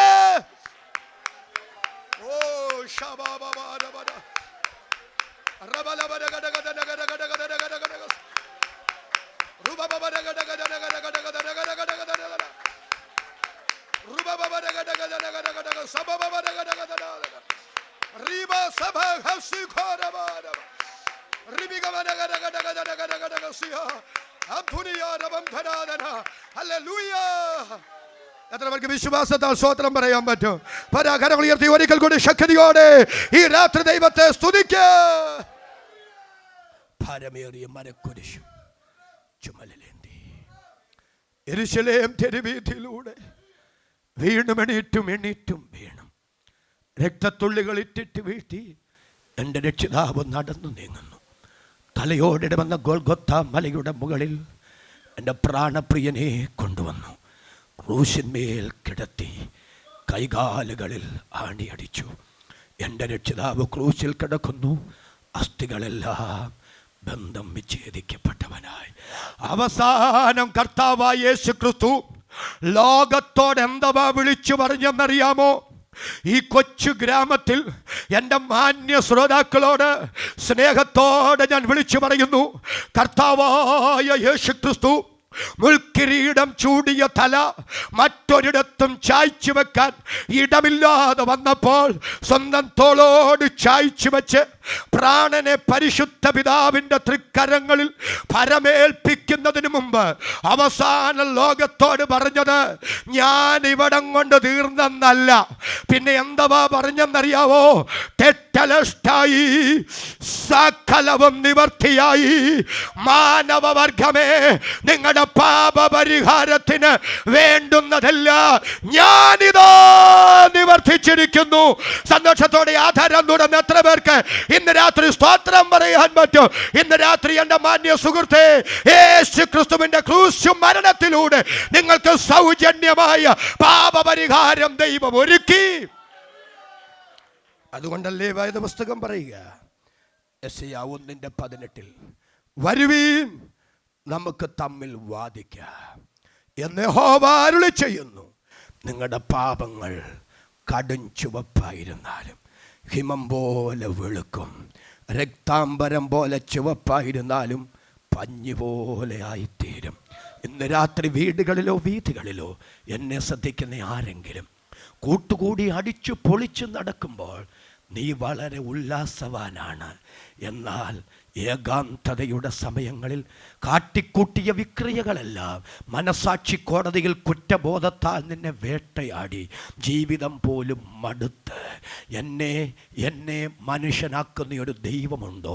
എൻ്റെ മേലുള്ള ശാപത്തിൻ്റെ കെട്ടുപൊട്ടിക്കുന്ന, പ്രാക്കിൻ്റെ ദോഷം മാറ്റുന്ന, എൻ്റെ പാപം ക്ഷമിച്ചു തരുന്ന, എനിക്ക് മനസാക്ഷിയിൽ സ്വസ്ഥത തരുന്ന ഏതെങ്കിലും ഒരു ദൈവമുണ്ടോ എന്നുള്ളു പിടഞ്ഞു ചോദിക്കുന്ന ആരെങ്കിലും ഇന്ന് രാത്രി എന്നെ ശ്രദ്ധിക്കുന്നെങ്കിൽ നിങ്ങൾക്കൊരു ഗുഡ് ന്യൂസ് ഞാൻ തരുന്നു. നിങ്ങളുടെ പാപം ക്ഷമിച്ചു തരുന്ന, നിങ്ങൾക്ക് സ്വസ്ഥത തരുന്ന, നിങ്ങൾക്ക് സമാധാനം തരുന്ന, നിന്റെ മേലുള്ള ശാപത്തിൻ്റെ പ്രാക്കിൻ്റെ കെട്ടുപൊട്ടിക്കുന്ന, നിന്നെ ഒരു മനുഷ്യനാക്കി മാറ്റാൻ കഴിവുള്ള, നിനക്ക് സമാധാനം തരാൻ കഴിവുള്ള ഒരു രക്ഷിതാവിനെ ഞാനിതാ ഇതിനകത്ത് കൈമാറുന്നു. അതാണ് നസറയനായ യേശു എന്നിന്ന് രാത്രി ഇവിടെ വിളിച്ചു പറയാൻ, എനിക്ക് ആയുസ് തന്ന ദൈവത്തിന് സ്തോത്രം, എനിക്ക് ആരോഗ്യം തന്ന ദൈവത്തിന് സ്തോത്രം. അതുകൊണ്ടല്ലേ വേദപുസ്തകം പറയുക, അവന്റെ പുത്രനായ യേശുവിന്റെ രക്തം സകല പാപവും പോക്കി നമ്മെ ശുദ്ധീകരിക്കുന്നു. യേശു ക്രിസ്തുവിന്റെ ചോരപ്പുഴയിൽ മുങ്ങി പൊങ്ങി പാപമോചനം പ്രാപിച്ച വിശുദ്ധരുടെ കരം ഇന്ന് രാത്രി ഞാനൊന്ന് കാണട്ടെ. ആ കരം ഉയർത്തി ഒരിക്കൽ കൂടി ശക്തിയോടെ ഈ രാത്രി കർത്താവിന് സ്തോത്രം ചെയ്യുക. അപ്പൊ നിങ്ങൾ തിരിച്ചറിയുക, ഒന്ന്, യേശു ഇവിടെ പ്രത്യക്ഷനായി. എന്തിന് പ്രത്യക്ഷനായി? പാപപരിഹാരം വരുത്താൻ പ്രത്യക്ഷനായി. വേദപുസ്തകം പറയുന്നു, പാപപരിഹാരം വരുത്താൻ പ്രത്യക്ഷനായി എന്ന് മാത്രമല്ല, പാപപരിഹാരം വരുത്തി. അതുകൊണ്ടാണ് എബ്രായ ലേഖകൻ പറയുക, പാപപരിഹാരം വരുത്തിയ ശേഷം. ഒന്നുകൂടെ പറയുന്നു, യേശു എന്തിനിവിടെ പ്രത്യക്ഷനായി? പാപപരിഹാരം വരുത്താൻ പ്രത്യക്ഷനായി. വരുത്താൻ പ്രത്യക്ഷനാകുക മാത്രമല്ല, തൻ്റെ ദൗത്യം യേശു നിർവഹിച്ചു. പാപപരിഹാരം വരുത്തി. ദൈവത്തിന് സ്തോത്രം. അപ്പൊ യേശു ക്രിസ്തു ഒരിക്കൽ ഈ മണ്ണിൽ വെളിപ്പെട്ടത് എൻ്റെ പാപത്തിന് വേണ്ടിയാണെന്നും, ഞാൻ മരിക്കേണ്ട സ്ഥാനത്ത് എനിക്കു പകരം എൻ്റെ പാപത്തിൻ്റെ കുറ്റവും ശിക്ഷയും ഏറ്റെടുത്ത് എനിക്ക് പകരം എനിക്ക് വേണ്ടി യേശു മരിച്ചു എന്നും ആര് ഹൃദയംഗമമായി വിശ്വസിക്കുന്നു അവർക്ക് യേശു ക്രിസ്തുവിലുള്ള വിശ്വാസത്താൽ ദൈവം കൊടുക്കുന്ന അനുഗ്രഹമാണ് നീതീകരണം. അത് പ്രാപിച്ചവരാണ് രക്ഷിക്കപ്പെട്ട ദൈവമക്കൾ എന്നോർത്ത് ആധാരം തുറന്നു സ്തോത്രം പറയാൻ മനസ്സുള്ള എത്ര പേര് ഇവിടെ വന്നിട്ടുണ്ട്? അവർക്കായി ഞാൻ ദൈവത്തെ സ്തുതിക്കുന്നു. അപ്പൊ യേശു ക്രിസ്തുവിന്റെ ഒന്നാമത്തെ പ്രത്യക്ഷതയാൽ നമുക്ക് നീതീകരണം കിട്ടി. 2, ഇന്ന് യേശു പ്രത്യക്ഷനായിക്കൊണ്ടിരിക്കുന്നു. എവിടെ? അത്യുന്നത ദൈവിക നീതിന്യായ കോടതിയിൽ ദൈവമുമ്പാകെ. ആർക്കു വേണ്ടി? മുഴുലോകത്തിനും വേണ്ടിയല്ല. പിന്നെ തൻ്റെ നാമം വിളിച്ചപേക്ഷിച്ച് രക്ഷിക്കപ്പെട്ട് നീതീകരിക്കപ്പെട്ടവർക്ക് വേണ്ടി ഇന്ന് യേശു പ്രത്യക്ഷനായിക്കൊണ്ടിരിക്കുന്നു. എപ്പോഴൊക്കെ പ്രത്യക്ഷനായിക്കൊണ്ടിരിക്കുന്നു? വല്ലപ്പോഴുമല്ല. അതരം തുറന്നു സ്വോത്രം പറഞ്ഞു. 24 മണിക്കൂറും 365 ദിവസവും എന്നെ ഓർത്ത് എനിക്ക് വേണ്ടി പരിശുദ്ധ പിതാവിന്റെ സന്നിധിയിൽ, അത്യുന്നത ദൈവിക നീതിന്യായ കോടതിയിൽ പക്ഷപാതം ചെയ്യുന്ന ഒരു നല്ല കർത്താവുണ്ടെന്നോർത്ത് അതരം തുറന്നു സ്തോത്രം പറയാൻ കൃപ ലഭിച്ച എത്ര പേര് ഇവിടെ വന്നിട്ടുണ്ട്? അവർക്കായി ഞാൻ ദൈവത്തെ സ്തുതിക്കുന്നു. കെ.ജെ. തോമസ് പറയുന്നല്ല, ബൈബിൾ പറയുന്നു. എന്നാ ബൈബിൾ പറയുന്നത്? താൻ മുഖാന്തരം ദൈവത്തോടടുക്കുന്നവർക്ക് വേണ്ടി സദാ പക്ഷപാതം ചെയ്യുവാൻ. ഒരു നല്ല സ്വോത്രമൊക്കെ ആ വാക്കിടുന്ന് പറയണ്ടേ? എപ്പോഴൊക്കെ പക്ഷപാതം ചെയ്യാന്? സദാ പക്ഷപാതം ചെയ്യാൻ.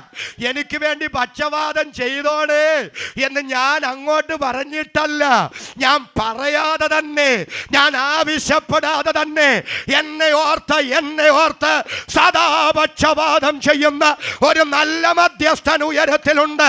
അതുകൊണ്ടാണ് ബൈബിൾ പറയുക, ദൈവം ഒരുവനല്ലോ, ദൈവത്തിനും മനുഷ്യർക്കും മധ്യത്തിൽ മധ്യസ്ഥ ഒരുവൻ മനുഷ്യനായി തീർന്ന ക്രിസ്തു യേശു തന്നെ.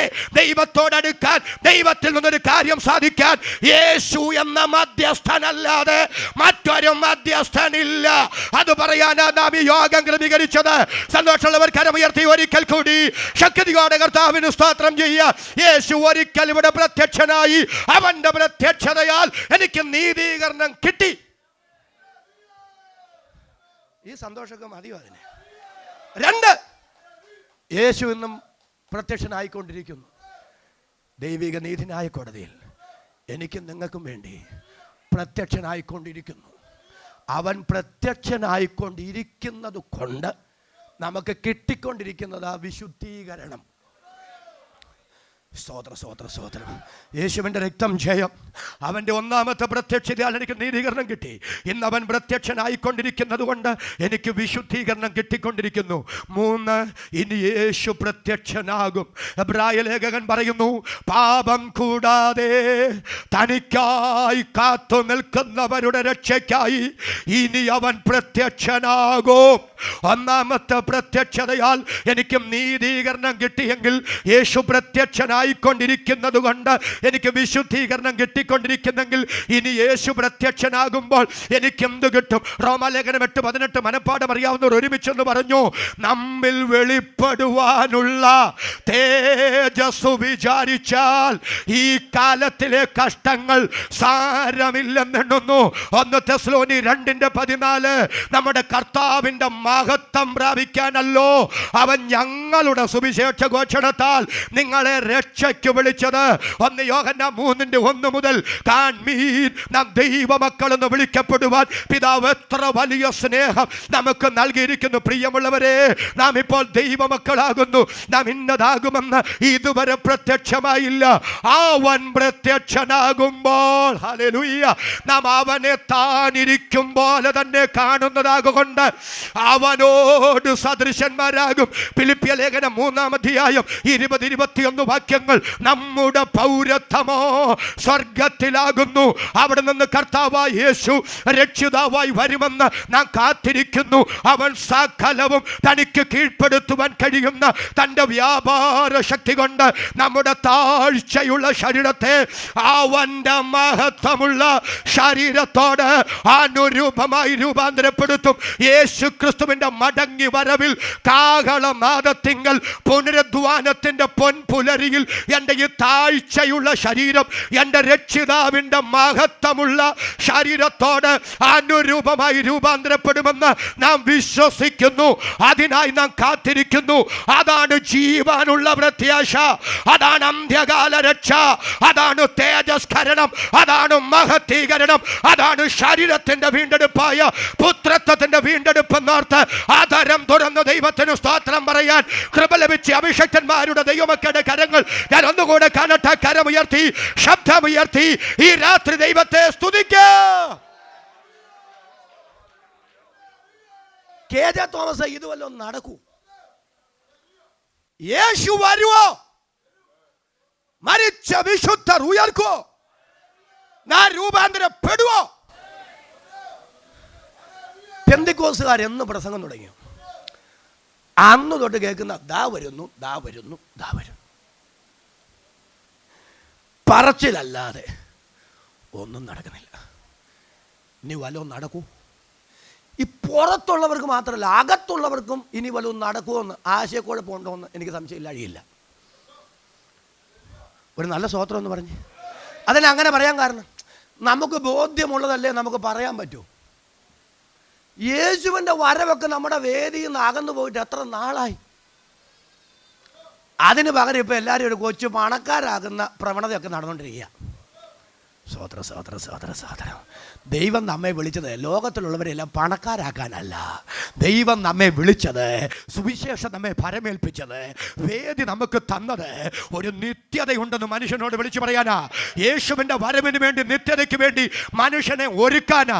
നിത്യത പറയാതെ, നിത്യതയ്ക്കായി മനുഷ്യനെ ഒരുക്കാതെ, തലയ്ക്കു മുകളിൽ ഒരു നിത്യതയുണ്ടെന്ന് മനുഷ്യനോട് പറയാതെ, കേവലം ഭൗതിക സ്വപ്നങ്ങൾ മനുഷ്യന്റെ തലയ്ക്കകത്ത് കൊടുത്ത് യാന്ത്രിക പൊട്ടിത്തെറികളുടെ പിറകെ അവനെ നടത്തി വഞ്ചിച്ച് നരകത്തിൽ കൊണ്ടുപോകുന്ന സകലരും എൻ്റെ ദൈവത്തിൻ്റെ നീതിന്യായ കോടതിയുടെ മുമ്പിൽ കണക്ക് പറയേണ്ട ഒരു ദിവസമുണ്ടെന്ന് ഇന്ന് രാത്രി തിരിച്ചറിഞ്ഞ് ഭയത്തോടെ ദൈവത്തെ സേവിക്കാൻ, വിറയലോടെ ഘോഷിച്ചുല്ലസിക്കാൻ മനസ്സുള്ള എത്ര പേര് ഇവിടെ വന്നിട്ടുണ്ട്?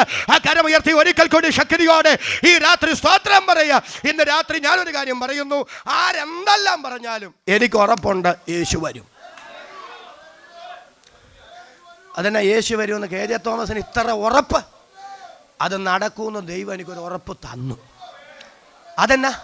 അതെന്നാന്ന് കുറിവാക്യത്തിൽ തന്നെ ഉണ്ട്. ഒന്ന് വായിച്ചാൽ കുറിവാക്യം 1 പത്രോസ് 1:3-4. നമ്മുടെ കർത്താവായ യേശു ക്രിസ്തുവിന്റെ പിതാവായ ദൈവത്തിന് സ്തോത്രം. അടിവരയിട്ടോ. അവൻ മരിച്ചവരുടെ ഇടയിൽ നിന്നുള്ള യേശു ക്രിസ്തുവിന്റെ പുനരുത്ഥാനത്താൽ തന്റെ കരുണാധിക്യ പ്രകാരം അല്പെങ്കിലും മനസ്സിലായോ? എൻ്റെ രക്ഷിതാവ് മടങ്ങി വരുമെന്ന് സ്വർഗം എനിക്ക് തന്ന ഉറപ്പ്. എൻ്റെ യേശുവിൻ്റെ ഉയർപ്പെന്ന് കേൾക്കുമ്പോൾ ആണപൊട്ടിയൊടുക്കുന്ന ആവേശത്തിൽ ആധരം തുറന്നു സ്തോത്രം പറയാൻ മനസ്സുള്ള എത്ര പേര് ഇവിടെ വന്നിട്ടുണ്ട്? അവർക്കായി ഞാൻ ദൈവത്തെ സ്തുതിക്കുന്നു. മാന്യ ശ്രോതാക്കളെ, ക്രൈസ്തവ വിശ്വാസത്തിന്റെ ആണിക്കല്ല യേശുവിൻ്റെ ഉയർപ്പ്. അയൽപക്കത്തുകാരൻ പട്ടിണി കിടക്കുമ്പോൾ വയറ് നിറച്ച് തിന്നുന്ന മനുഷ്യനല്ലെന്ന് പറഞ്ഞ മനുഷ്യ പുങ്കുവന്മാർ ഒട്ടനവധി അവരുടെ ശവക്കൂനകൾ ഈ രാത്രി അടഞ്ഞു കിടക്കുന്നു. ഈ ഭൂമിയിൽ ഏതെങ്കിലും ഒരു ജീവി വിശന്നു പരിഞ്ഞ് ശ്വാസോച്ഛ്വാസം ചെയ്യുന്നെങ്കിൽ ഈശ്വരന്റെ മുഖത്ത് നോക്കി എനിക്ക് മോക്ഷം വേണ്ട എന്ന് തീർത്തു പറയുമെന്ന് പറഞ്ഞ ശ്രീബുദ്ധനെ പോലെയുള്ള ആത്മീകാചാര്യന്മാർ അവരുടെ ശവക്കൂനകളും ഈ രാത്രി അടഞ്ഞു കിടക്കുന്നു. എന്തിനേറെ പറയുന്നു, ലോകത്തൊഴിലാളി വർഗത്തിന്റെ പഴം തൊട്ടി മുതൽ രാഷ്ട്രീയ ആചാര്യന്മാരുടെ തങ്കത്തളികയിൽ വരെ വിപ്ലവത്തിന്റെ വിത്ത് വിതച്ച പ്രത്യയ ശാസ്ത്രത്തിന്റെ വക്താക്കൾ അവരുടെ ശവകുടീരങ്ങളും ഈ രാത്രി അടഞ്ഞു കിടക്കുമ്പോ പാലസ്തീന്റെ പച്ചമണ്ണിൽ തുറക്കപ്പെട്ടി ഒരൊറ്റ കല്ലറയുണ്ട് കേട്ടോ.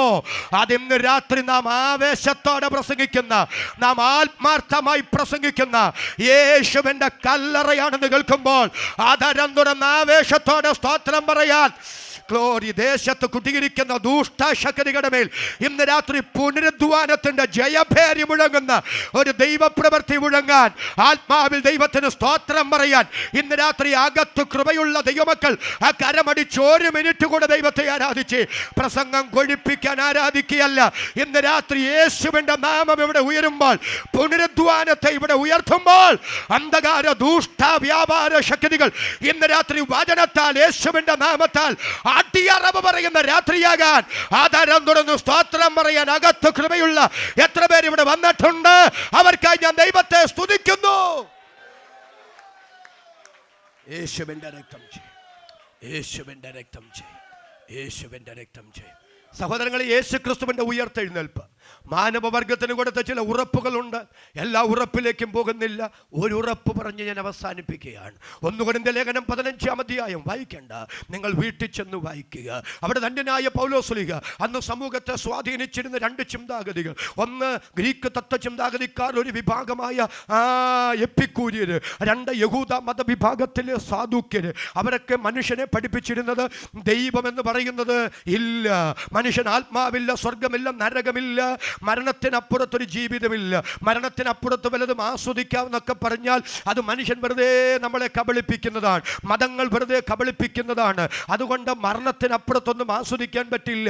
ജനനത്തിനും മരണത്തിനും ഇടയ്ക്കുള്ള ഈ ഭൂമിയിലെ ജീവിതത്തിൽ മാത്രമേ നിനക്ക് എന്തെങ്കിലുമൊക്കെ ആസ്വദിക്കാൻ പറ്റുകയുള്ളൂ. അതുകൊണ്ട് തിന്നുക, കുടിക്കുക, ആനന്ദിക്കുക, ചാകുമ്പോൾ ചാകട്ടെ.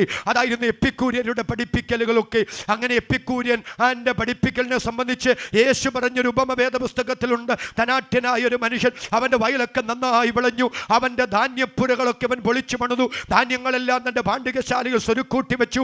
എന്നിട്ട് അവനോട് തന്നെ പറയും, എപ്പിക്കൂര്യൻ പറയുക, തിന്നുക, കുടിക്കുക, ആനന്ദിക്കുക, ചാകുമ്പോൾ ചാകട്ടെ, അതിനപ്പുറത്തൊന്നുമില്ല.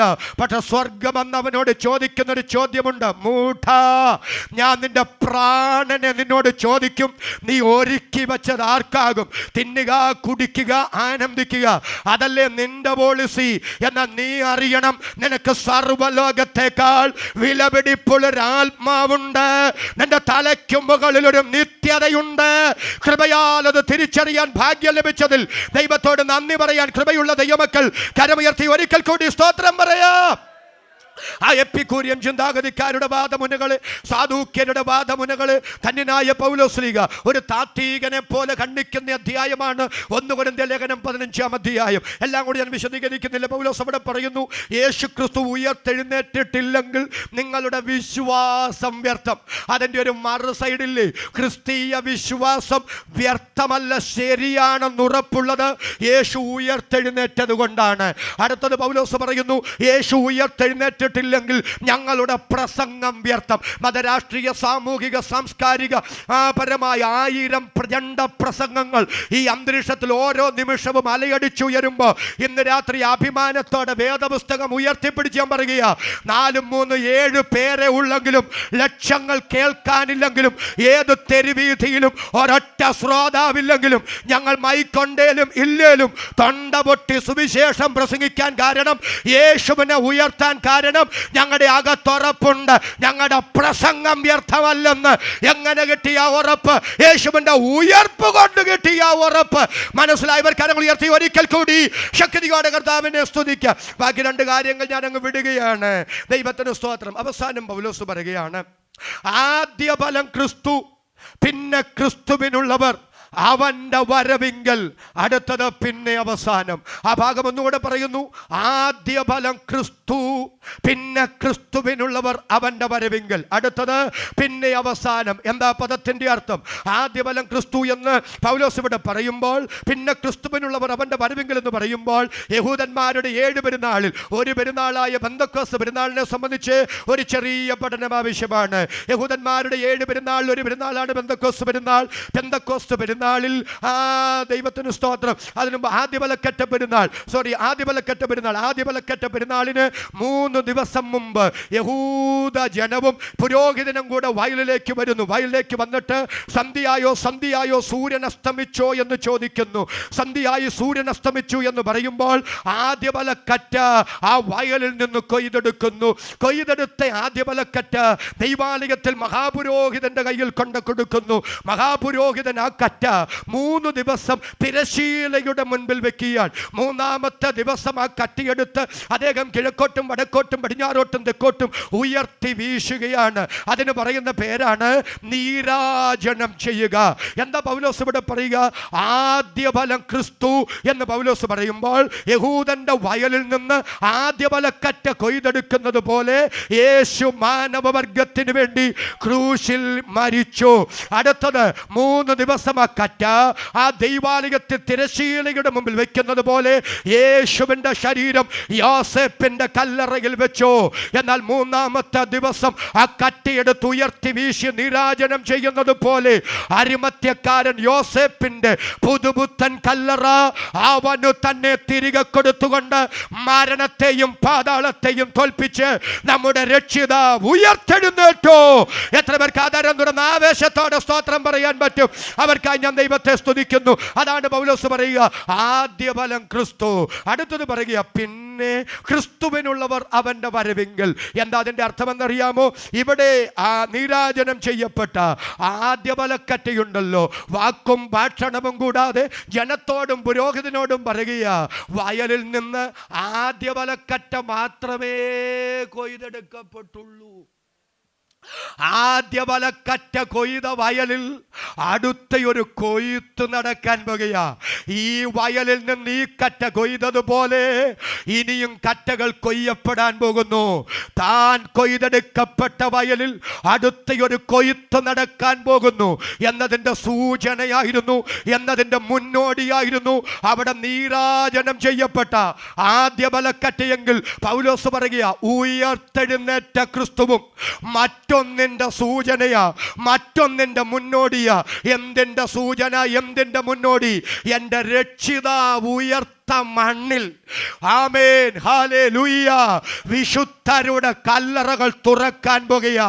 എൻ്റെ രക്ഷിതാവ് ഉയർത്ത മണ്ണിൽ മറ്റൊരു ഉയർപ്പ് നടക്കാൻ പോകുക. എപ്പോൾ? ആരുടെ? കർത്താവ് തൻ ഗംഭീരനാദത്തോടും പ്രധാന ദൂതന്റെ ശബ്ദത്തോടും ദൈവത്തിൻ്റെ കാഹളത്തോടും കൂടെ സ്വർഗത്തിൽ നിന്ന് ഇറങ്ങി വരുമ്പോൾ കോടാനുകോടി വിശുദ്ധന്മാർ, വിശുദ്ധമതികൾ കല്ലറകളെ ഭേദിച്ച് കുഴിമാടങ്ങളെ പിളർന്ന് ഉയർത്തെഴുന്നേറ്റ് വരാൻ പോകുന്നു. പിന്നെ ജീവനോടെ ശേഷിക്കുന്ന നാം അവരോടൊരുമിച്ച് യേശുവിനെ എതിരേൽപ്പാൻ ആകാശമേഘങ്ങളിൽ എടുക്കപ്പെടാൻ പോകുന്നു. കാഹളം ധ്വനിക്കും, മരിച്ചവർ ഉയർക്കും.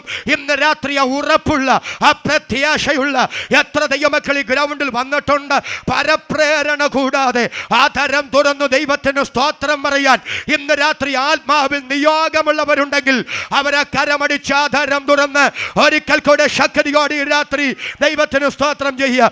അധികാരമുള്ള യേശുവിന്റെ നാമത്തിൽ ഇന്ന് രാത്രി ദൈവമക്കൾ ആധാരം തുറന്ന് ഒരു മിനിറ്റ് ആ കരമടിച്ച് ശക്തിയോടെ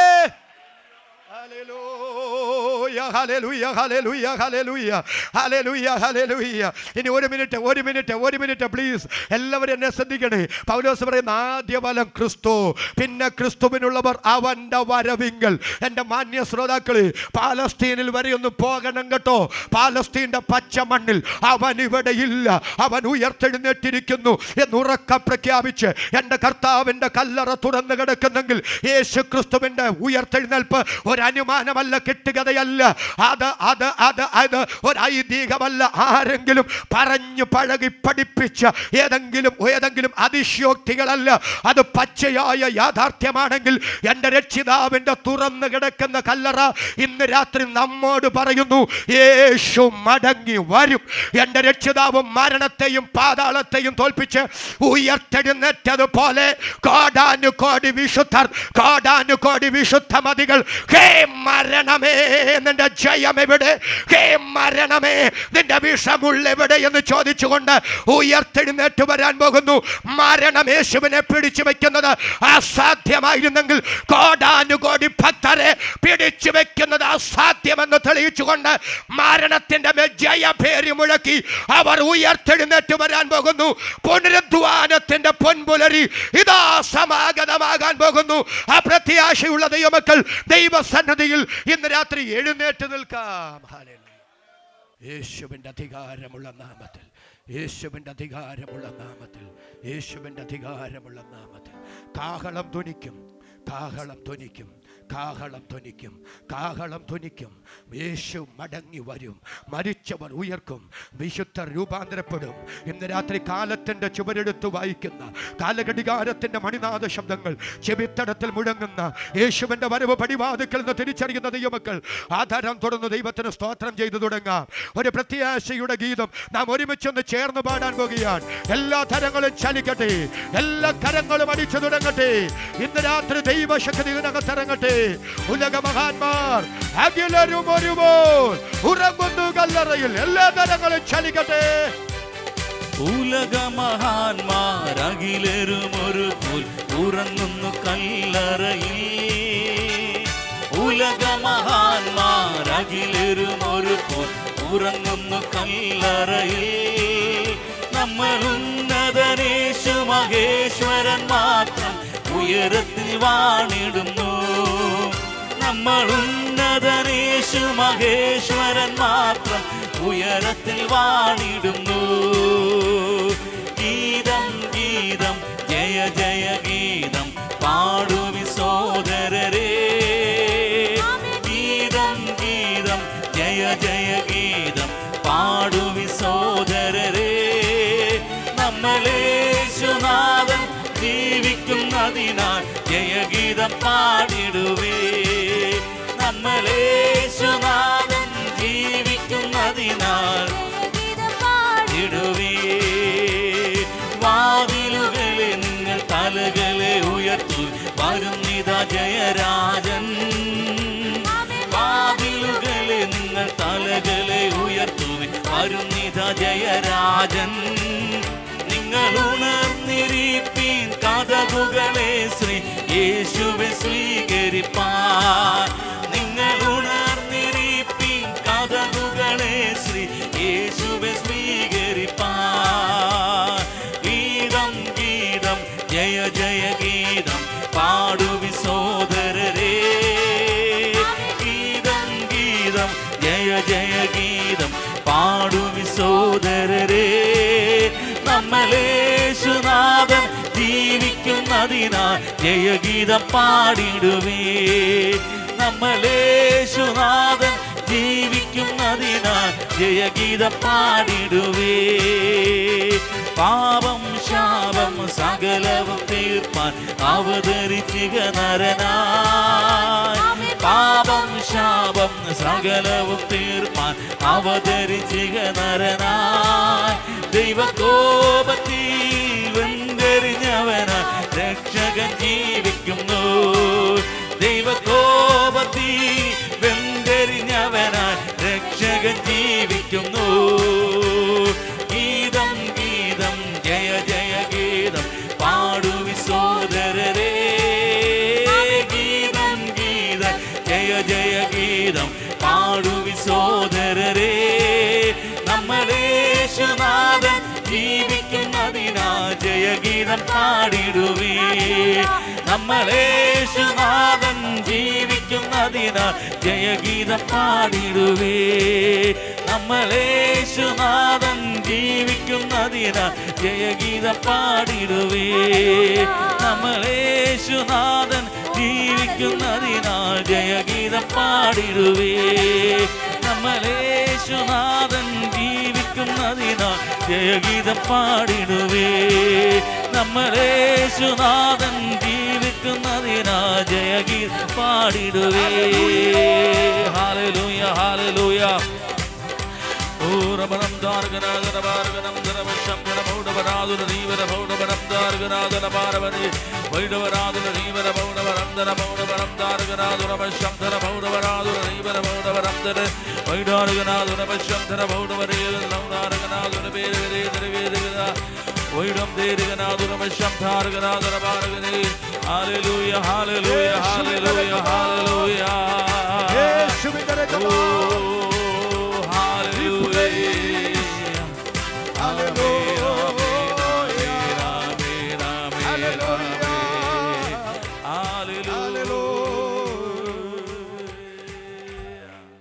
ജീവനുള്ള പ്രത്യാശ അന്ത്യകാലത്തിൽ വെളിപ്പെടുവാൻ ഒരുങ്ങിയിരിക്കുന്ന രക്ഷ യേശുക്രിസ്തുവിൻ്റെ മടങ്ങി വരവാണ്. വിശുദ്ധരുടെ ഉയർപ്പാണ്. നമ്മുടെ രൂപാന്തരമാണ്.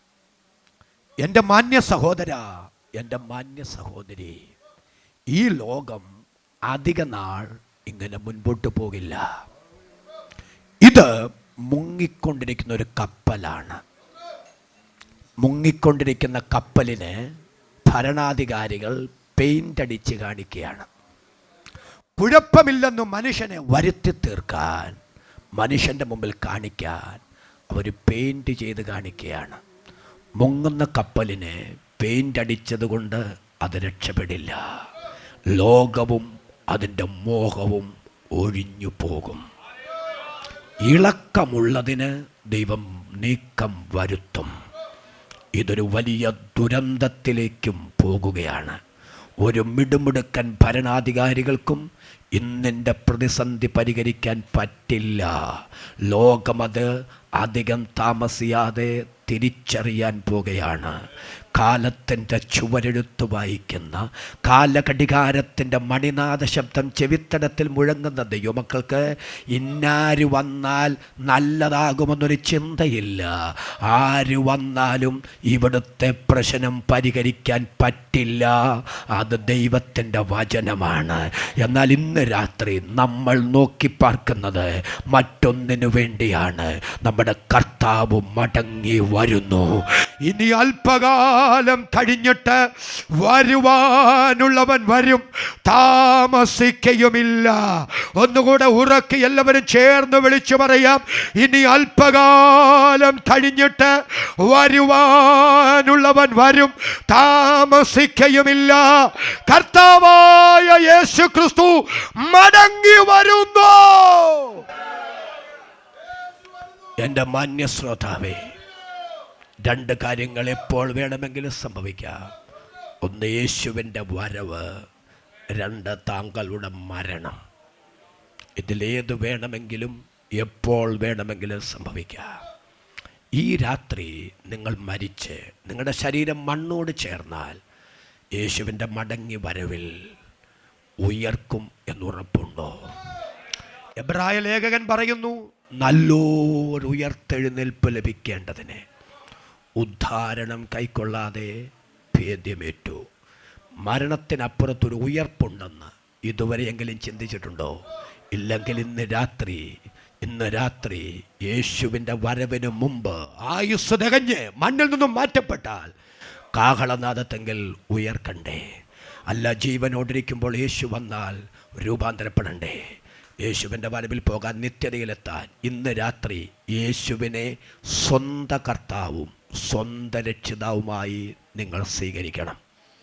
ഞാൻ മരിക്കേണ്ട സ്ഥാനത്ത് എനിക്ക് പകരം യേശു മരിച്ചു എന്ന് ആര് ഹൃദയംഗമമായി വിശ്വസിക്കുന്നു, അബദ്ധനെ നീതീകരിക്കുന്നവനിൽ വിശ്വസിച്ചു എന്ന ഏക കാരണത്താൽ നിങ്ങളെ രക്ഷിപ്പാൻ ദൈവം വിശ്വസ്തനാണ്. വിശ്വാസ സ്നാനം ഒരു സത്യമാണ്. നിങ്ങളതിന് വിധേയപ്പെടണം. പരിശുദ്ധാത്മാവിനെ പ്രാപിക്കണം. വേർപെട്ട് കർത്താവിനെ ആരാധിക്കണം. അപ്പോസ്തലിക ഉപദേശത്തിന് വിധേയപ്പെടണം. അപ്പം നുറുക്കി കൂട്ടായ്മ ആചരിച്ച് പ്രാർത്ഥനാ ജീവിതം നയിച്ച് വിശുദ്ധ ജീവിതം നയിക്കണം. കൃപ ലഭിച്ച ദൈവമക്കളോട് ഞാൻ പറയുന്നു, മഹാദൈവവും നമ്മുടെ രക്ഷിതാവുമായ യേശുവിൻ്റെ തേജസ്സിൻ്റെ പ്രത്യക്ഷതയ്ക്കായി കാത്തിരിക്കുന്ന നാം ഭക്തികേടും പ്രപഞ്ചമോഹങ്ങളും വർജിക്കണം. ഇന്ന് രാത്രി ഭക്തിക്ക് എവിടെങ്കിലും കേടുണ്ടോ? പ്രപഞ്ചമോഹങ്ങൾ എവിടെങ്കിലും സംഭവിച്ചിട്ടുണ്ടോ? മനസാക്ഷിയോട് ചോദിക്കേ, ഇങ്ങനെ പോയാൽ നിത്യതയിലെത്താൻ പറ്റുമോ? കർത്താവിൻ്റെ വരവിൽ എടുക്കപ്പെടുവോ? ഇല്ലെങ്കിൽ ഇന്ന് രാത്രി ദൈവത്തോട് പറ, ദൈവമേ, ഒരു കൊച്ചു ജീവിതം എനിക്ക് ഈ ഭൂമിയിൽ എത്ര നാൾ ജീവിച്ചിരിക്കാൻ കരുണ കാണിച്ചു. ഇനി എത്ര നാൾ ഈ ഭൂമിയിലുണ്ടെന്ന് എനിക്കറിഞ്ഞുകൂടാ. ലോകം വേണ്ട, എനിക്കൊന്നും വേണ്ട. എനിക്ക് എൻ്റെ കർത്താവിൻ്റെ അടുക്കലെത്തണം. എനിക്ക് നിത്യതയിലെത്തണം. എനിക്ക് നിത്യതയിലെത്തണം. എനിക്ക് നിത്യതയിലെത്തണം. നിത്യതയിൽ നിന്ന് എന്നെ അകറ്റാൻ സാധ്യതയുള്ള എല്ലാറ്റിനെയും ഇന്ന് രാത്രി എന്നിൽ നിന്നും നീക്കി എന്നെ സഹായിക്കണമെന്ന് ദൈവത്തോട് പ്രാർത്ഥിക്കാൻ സമർപ്പണമുള്ളവർ അവരുടെ കരങ്ങൾ മുകളിലേക്കൊന്ന് ഉയർത്തിപ്പിടിക്കുക. ഇന്ന് രാത്രി അങ്ങനെ സമർപ്പണമുള്ളവരുടെ കരങ്ങൾ മുകളിലേക്കൊന്ന് ഉയർത്തിപ്പിടിക്കുക. കർത്താവ് ഇന്ന് രാത്രി നിങ്ങളെ കാണട്ടെ. പരിശുദ്ധാത്മാവ് ഇന്ന് രാത്രി നിങ്ങളെ തൊടട്ടെ. അവിടെ ഉയർത്തപ്പെട്ട കരങ്ങൾക്കായി ഞാൻ ദൈവത്തെ സ്തുതിക്കുന്നു. കരം ഉയർത്തിയവർ മുകളിലേക്ക് ഉയർത്തിപ്പിടിക്കൂ. കർത്താവ് ഇന്ന് രാത്രി നിങ്ങളെ കാണുന്നു. പരിശുദ്ധാത്മാവ് നിങ്ങളെ തൊടുന്നു. സ്നേഹമുള്ള ഞങ്ങളുടെ പിതാവേ, ഞങ്ങളങ്ങേ സ്തുതിക്കുന്നു. കഴിഞ്ഞ 4 വർഷമായി ഈ വാത്സല്യ കുടുംബം ഈ യോഗം ക്രമീകരിക്കുകയാണ്.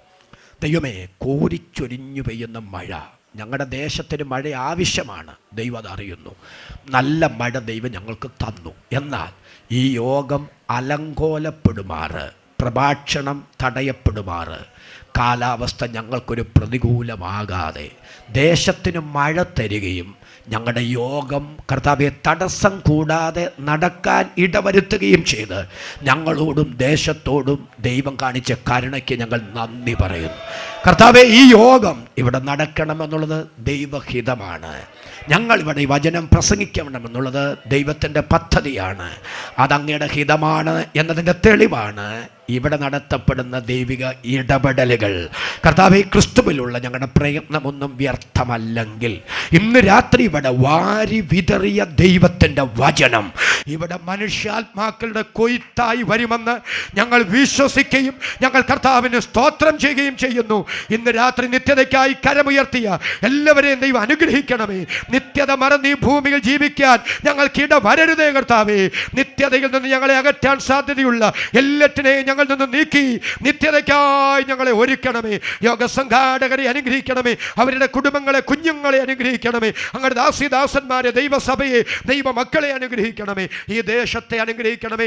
നല്ലവരായ ഈ ദേശത്തിലെ ഈ ഭവനത്തിൻ്റെ അയൽവാസികളെ ദൈവം അനുഗ്രഹിക്കണമേ. പിതാവിൻ്റെയും പുത്രൻ്റെയും പരിശുദ്ധാത്മാവിൻ്റെയും നാമത്തിൽ ഈ പ്രിയപ്പെട്ട ദേശത്തെ ദേശനിവാസികളെ, ഞങ്ങളുടെ അയൽവാസികളെ ഞങ്ങൾ അനുഗ്രഹിക്കുകയാണ്. യേശുവിൻ നാമത്തിൽ തന്നെ കരമുയർത്തി 2 പ്രാവശ്യം ഹല്ലേലൂയ പറയാം.